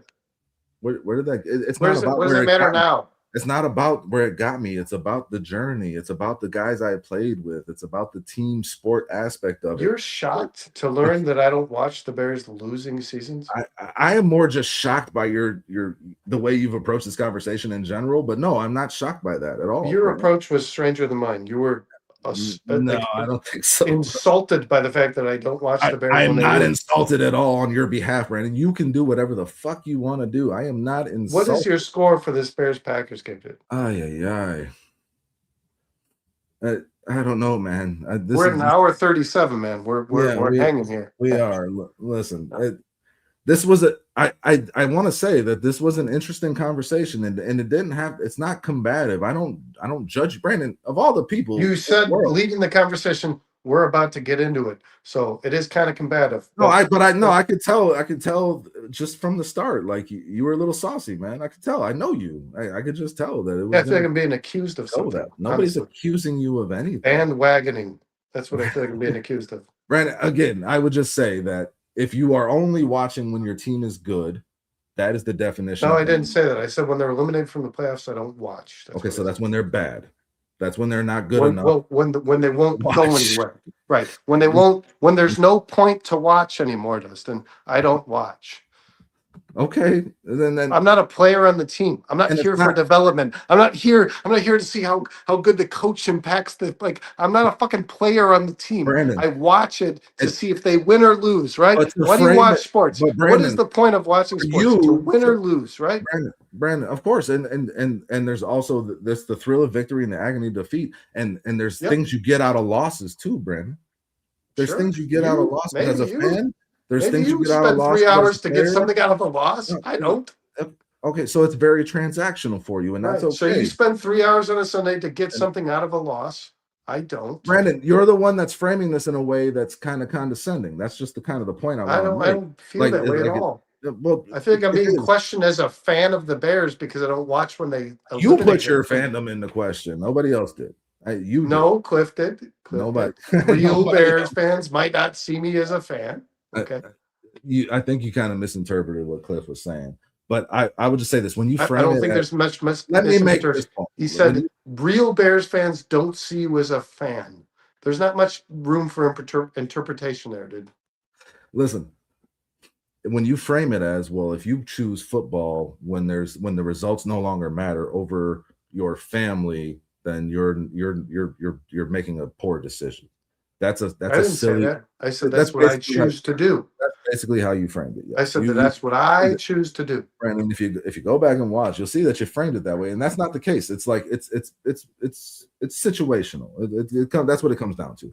And if I can watch football on a Sunday, I'm going to, because I love football. That was my point from the beginning. I will always watch football because I love the game and I love what I see on the field on Sundays, regardless if it's the Bears playing or if it's the 49ers playing or if it's the Patriots and the Bills. You know, there's a good football game tonight, that Rams and Seahawks game. We both watched that football game because it was a good football game, and I love watching good football. If it's a shitty game and the Bears aren't involved, I'm turning that off and I'll go do something else. If it's a shitty game and the Bears are involved and the game's done, I might turn it off depending on how I feel and what else I could get done. That's everybody's choice to make as a fan. I don't look down on you, Brandon, for how you choose to be a fan. I'm not looking down on anybody in this chat for how they choose to be a fan. We all get to make that choice for ourselves. That's all. Cliff says, Brandon, I'm joking with you. If you feel you're a real fan, you are a real fan. Alan, what's up? He says, football is more than just the standings. Jed says, Brandon, Don Quixote may have appeared misguided to some, but at the end of the day, he is still the hero of one of the greatest stories ever told. Jed got very philosophical there. Marcus, what's up? Brandon's just smarter than the average fan who decides to watch losing games. Yes, and then when you say that, you make it. You that sounds sure. very common. You can interpret that however you want. I just choose to do something better than you guys do. You just talked about yourself in third person and said, "I think Brandon." 3 hours on a Sunday is very important to me, man. My life is based on time. I accomplish things when I can. I don't do bullshit. I don't waste time. I wake up at 5 a.m. and I go to bed at midnight, and I do shit from start to finish. I accomplish shit in my life. I don't fucking waste my time out there getting bullshit. I don't waste my time on Matt Eberflus's Bears teams. And if you do, that's your choice. That's cool. I'm sure that there's plenty of other people in your life that would like to spend time with you on a Sunday when you're watching those Matt Eberflus. But you can't just say Brandon's smarter than the average fan spending my 3. Like sure you can. Well, you can't, and then not expect people to take that in a way that they can take it however they want. Condescending, and that's a shitty way to have that conversation. Okay, dude, let's give our score predictions for this football game. How about you start, Brandon? Okay, I think we're going to be very different on this. I think the Bears win 24-13. Okay, how's Caleb play? Good enough. Good enough? Do you think it's more of a run game? We didn't get to talk a lot about. I think the Bears run the football very efficiently. I think the statistics from the Caleb, thank you for being here, man. I hope you subscribed. I know this got a little crazy, but it's cool. Me and Brandon have known each other for fucking, what's it, Brandon, 20 years? Yeah, 20 years about. Yeah, I'm 39. I met you when I was 19 or 8. 19, yeah. We've known each other for 20 years. Me and Brandon will get into it from time to time. I don't ever take the shit personally, Brandon. Just we don't really on this show though. No, this is because you've been drinking. I guarantee it. I just gotta say it, Brandon. And or because I don't watch the Bears when they lose. No, I know, but you said interesting, and that started a conversation I didn't expect to have. I genuinely thought it was interesting and wanted to discuss it. It's interesting to me that you bring it watched the Bears week 17 when they're Okay, losing. it was just to have. I just wanted to dive into the thought process. That's all. It wasn't judging you or coming down. No, there's some judgment there, but No, well, it whether or turned not you into wanted that. there to be, there was. It There turned was. into that for sure, Yeah. but like it didn't start that way, Brandon. So, what is your score prediction on this game this weekend? Cliff says, "My friends give me a lot of shit because of football season. Am I wrong or are they? I'm confused by what you mean by that. Like Cliff. they give you a lot of shit for watching a losing team. Yes, they should. For watching Yes. football. Yeah. I don't. I think you can choose to spend your time how you want to choose it. And if you want to watch the Bears lose or win, And I have a you wanna watch them 7-year-old. suck or I win, choose to spend my time with her.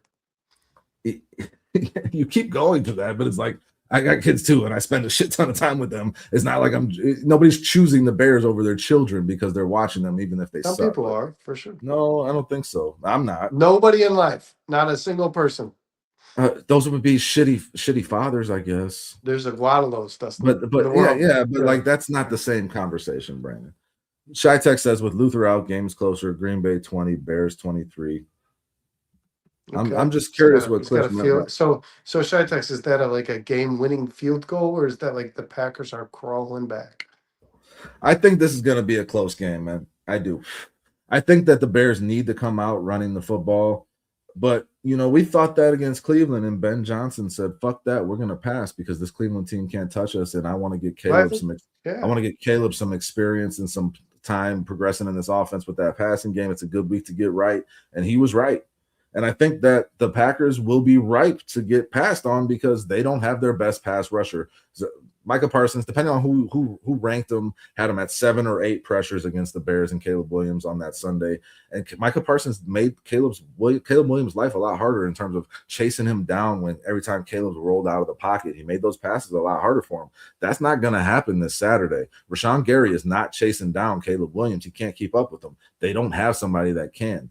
Their only hope is the blitz, and this Bears offensive line is really good. And Caleb's really good against the blitz too. So, I mean, I think that the Bears passing game is going to be better in this game than it was on that Sunday against the Packers when they lost.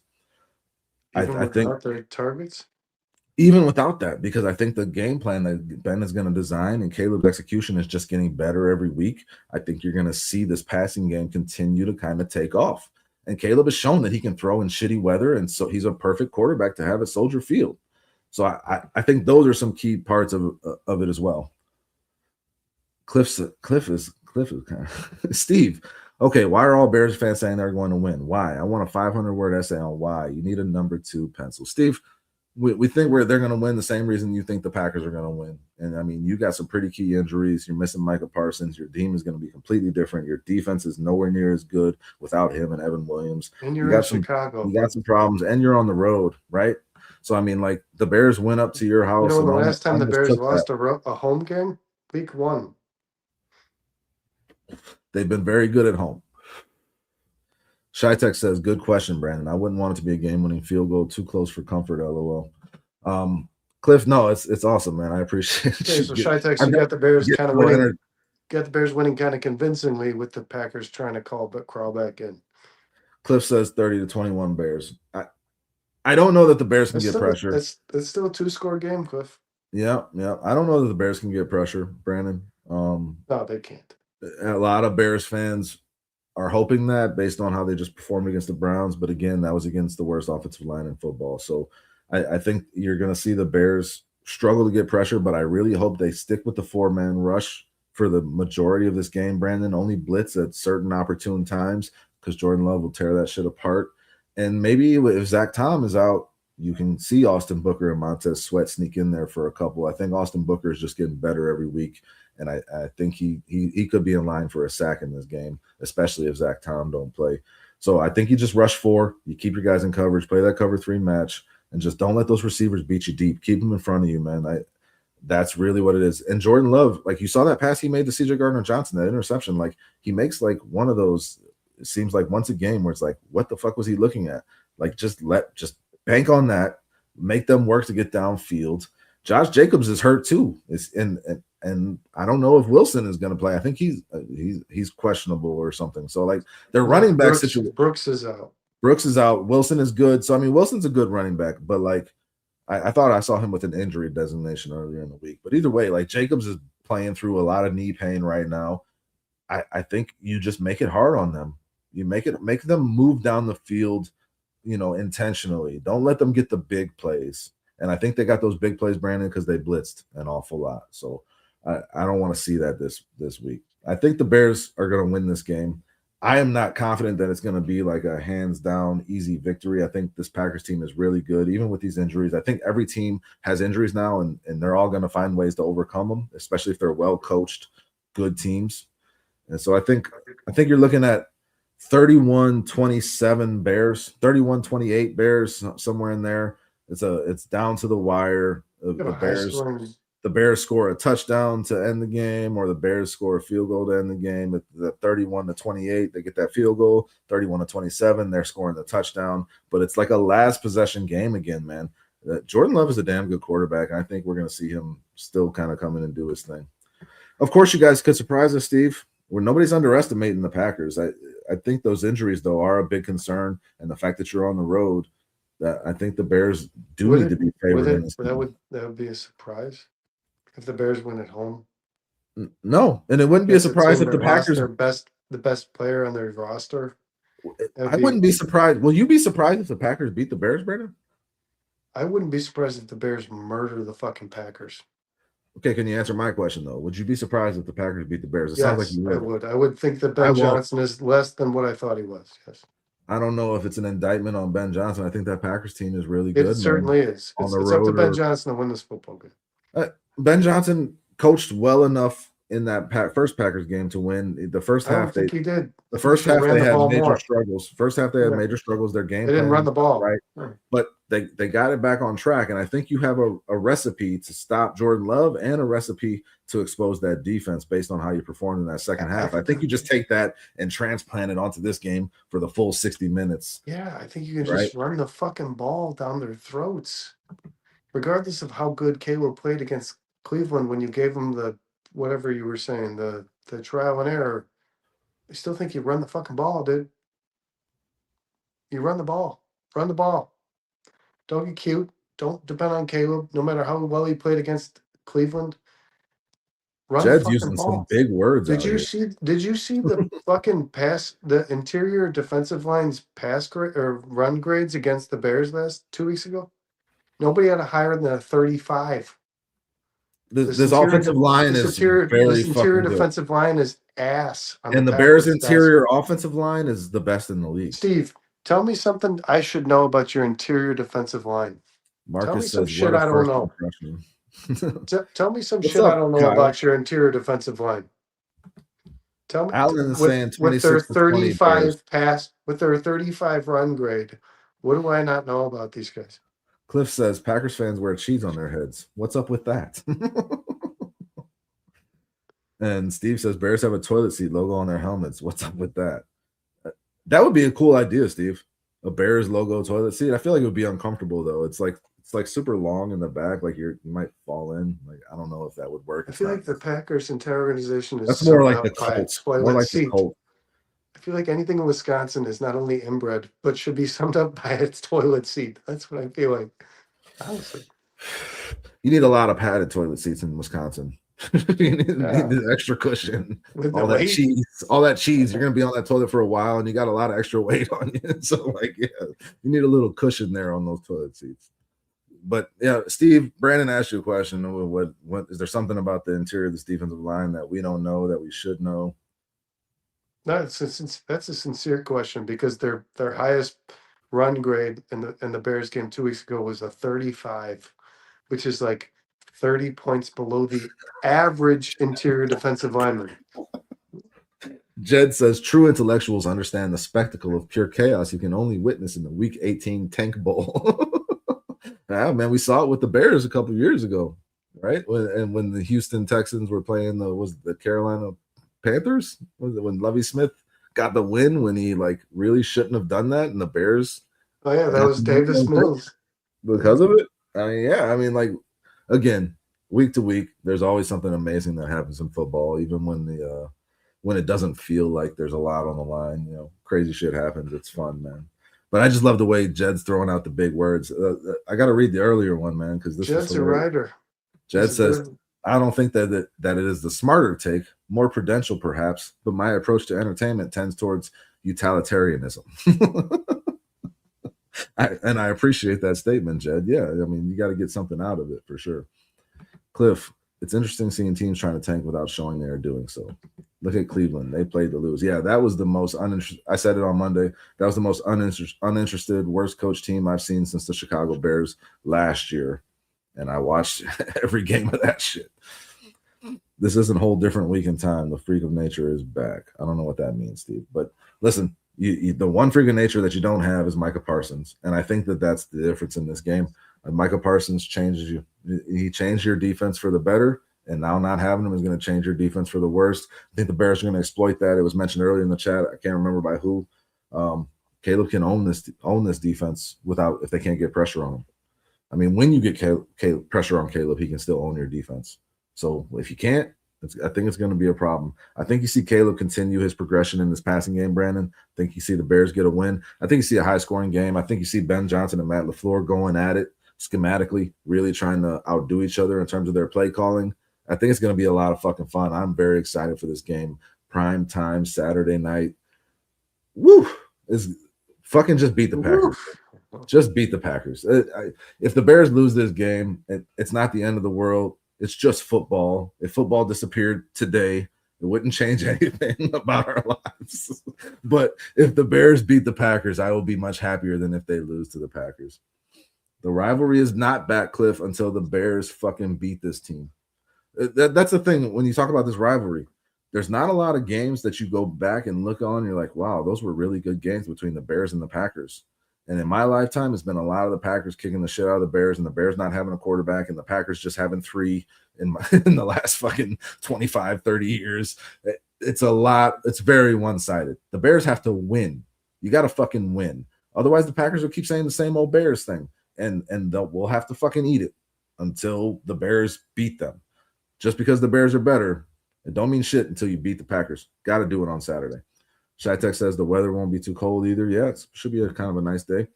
40 degrees. Vizzo starting his vacation tomorrow at 5. Yeah, man, it's going to be a Bears weekend.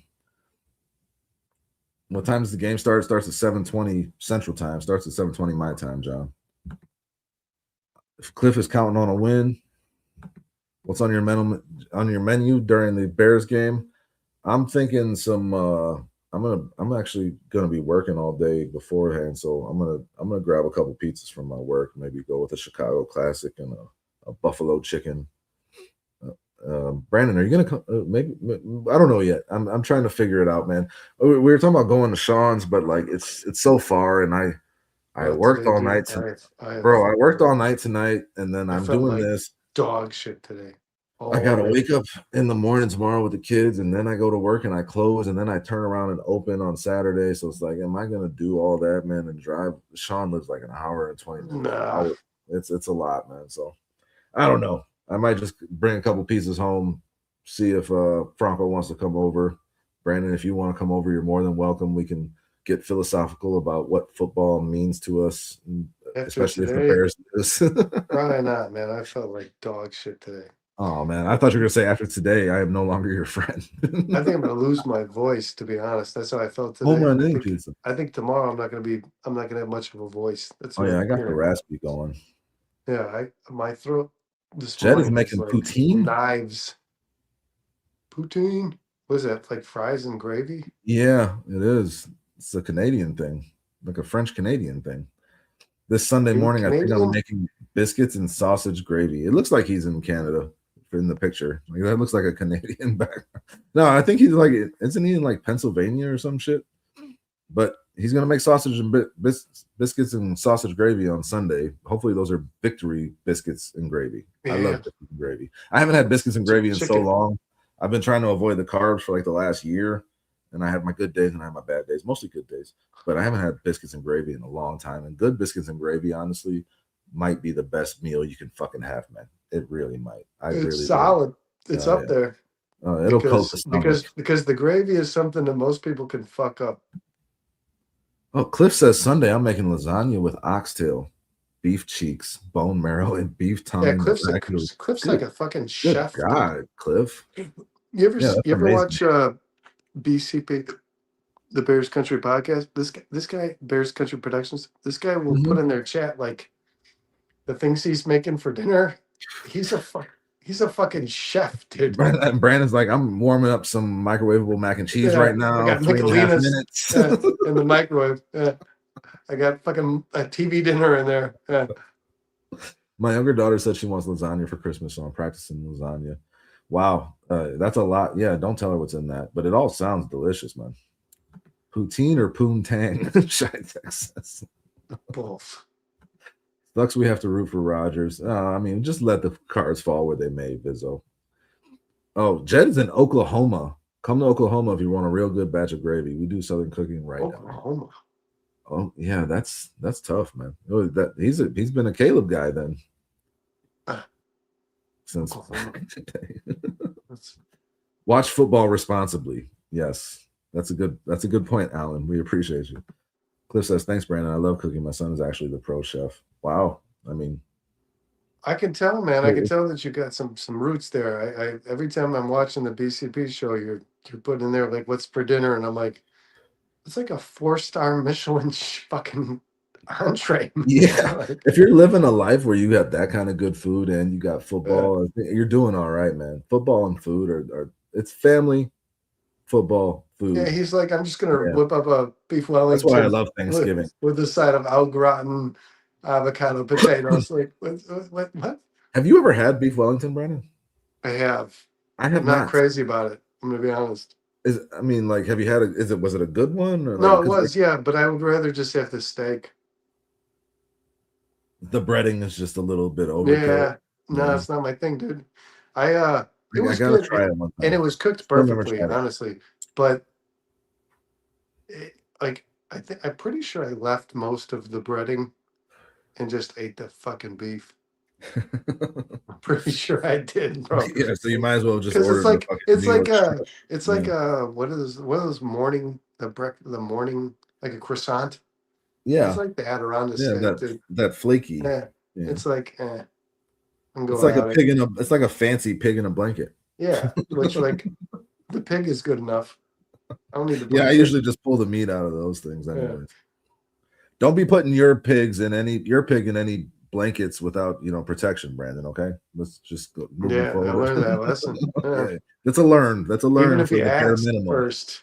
Oh, and also, like, we didn't put up the background again today. We've just been the men in black tonight. We're gonna get in trouble. We're in trouble. This is trouble. Right. Brandon, I feel like people enjoyed our conversation.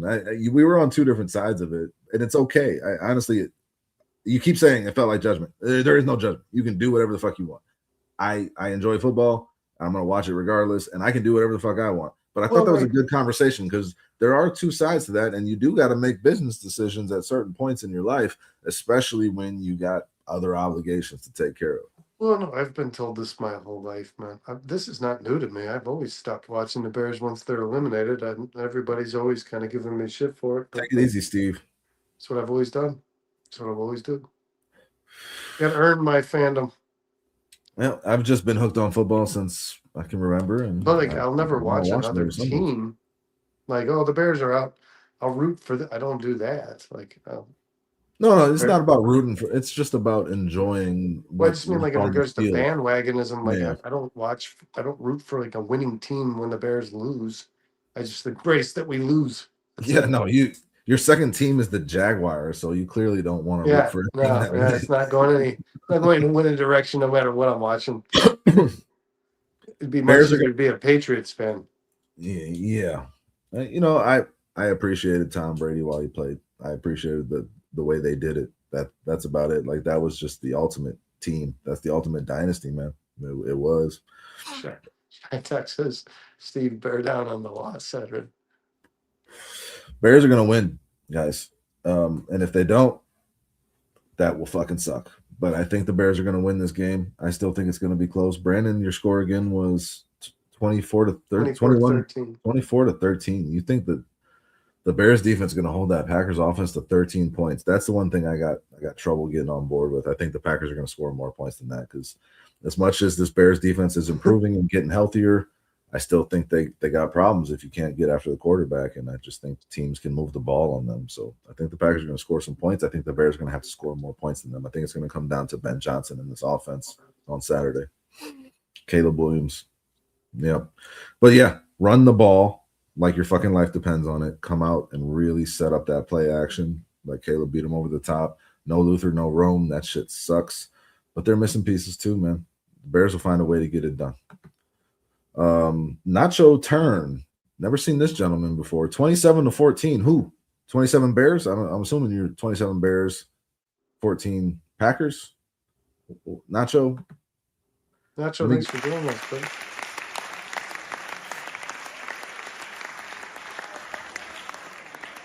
It's a golf clap. That like button. Make sure you're subscribed. Yes, Bears. That's right.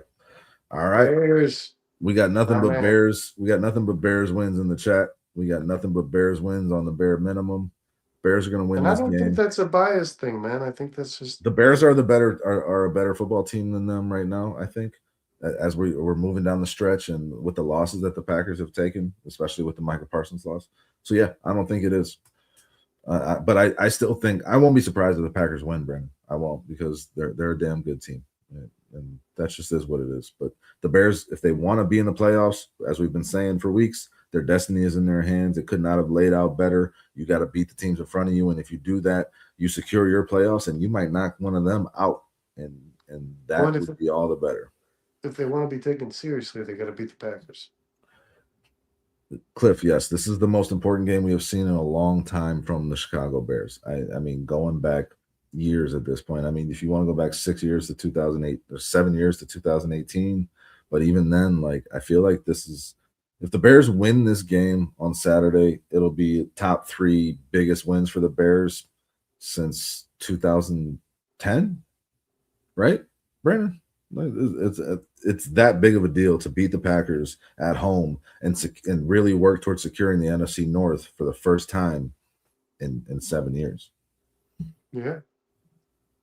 Top 3. This will be a top 3 victory for the Bears in the last 15 to 20 years, guy. That's just the reality. Yeah. That's how big this game is. A long time since it mattered. And if you lose this game, you're probably not winning the NFC North, and you're going to be battling for a wild card spot amongst a lot of teams that have pretty damn good records. You don't want to put yourself in that position. Got to win this game.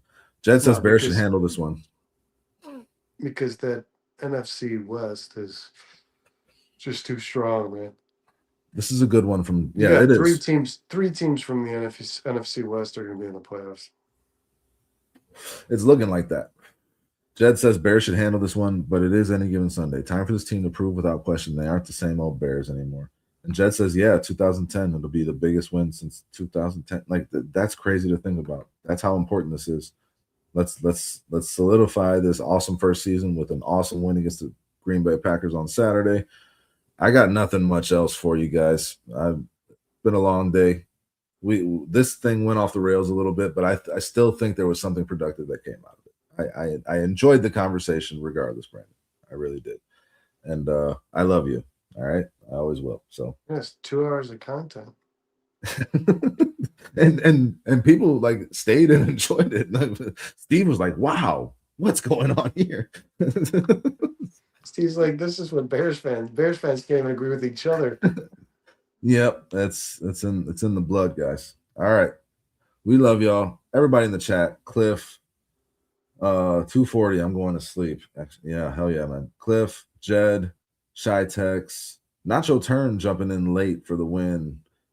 Shorty was in here. Alan Pena, Bizzo, John S. Steve knows the policy. The Packers fan, Steve. Yeah, man. You. We appreciate y'all for being here. Thank you so much. The chat really kept us going. Marcus Jenkins was a new member, and there was another guy, Ryan Bergen, I believe, another new member. We appreciate y'all for chiming in and checking with us. Caleb Felix was another new one. Jumped in as well. Hopefully we got some subscribers out of y'all. Yeah, subscribe, guys. Yeah, man, and pass it along to some friends. We'll go any direction on the bare minimum. We love y'all. We appreciate you. Chai Tech says thank you guys. It was fun. John S says love you guys. Great show. We love you too, John.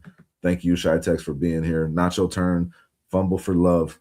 I like it. Let's see it. See you next time, man. Join us again. We'll do a pregame before the game, I would imagine. We'll be back on Monday with the House Hall Hangover. Wednesday, the guys are back for the Barely There, and we're here every Thursday for the bare minimum. All right, bear down.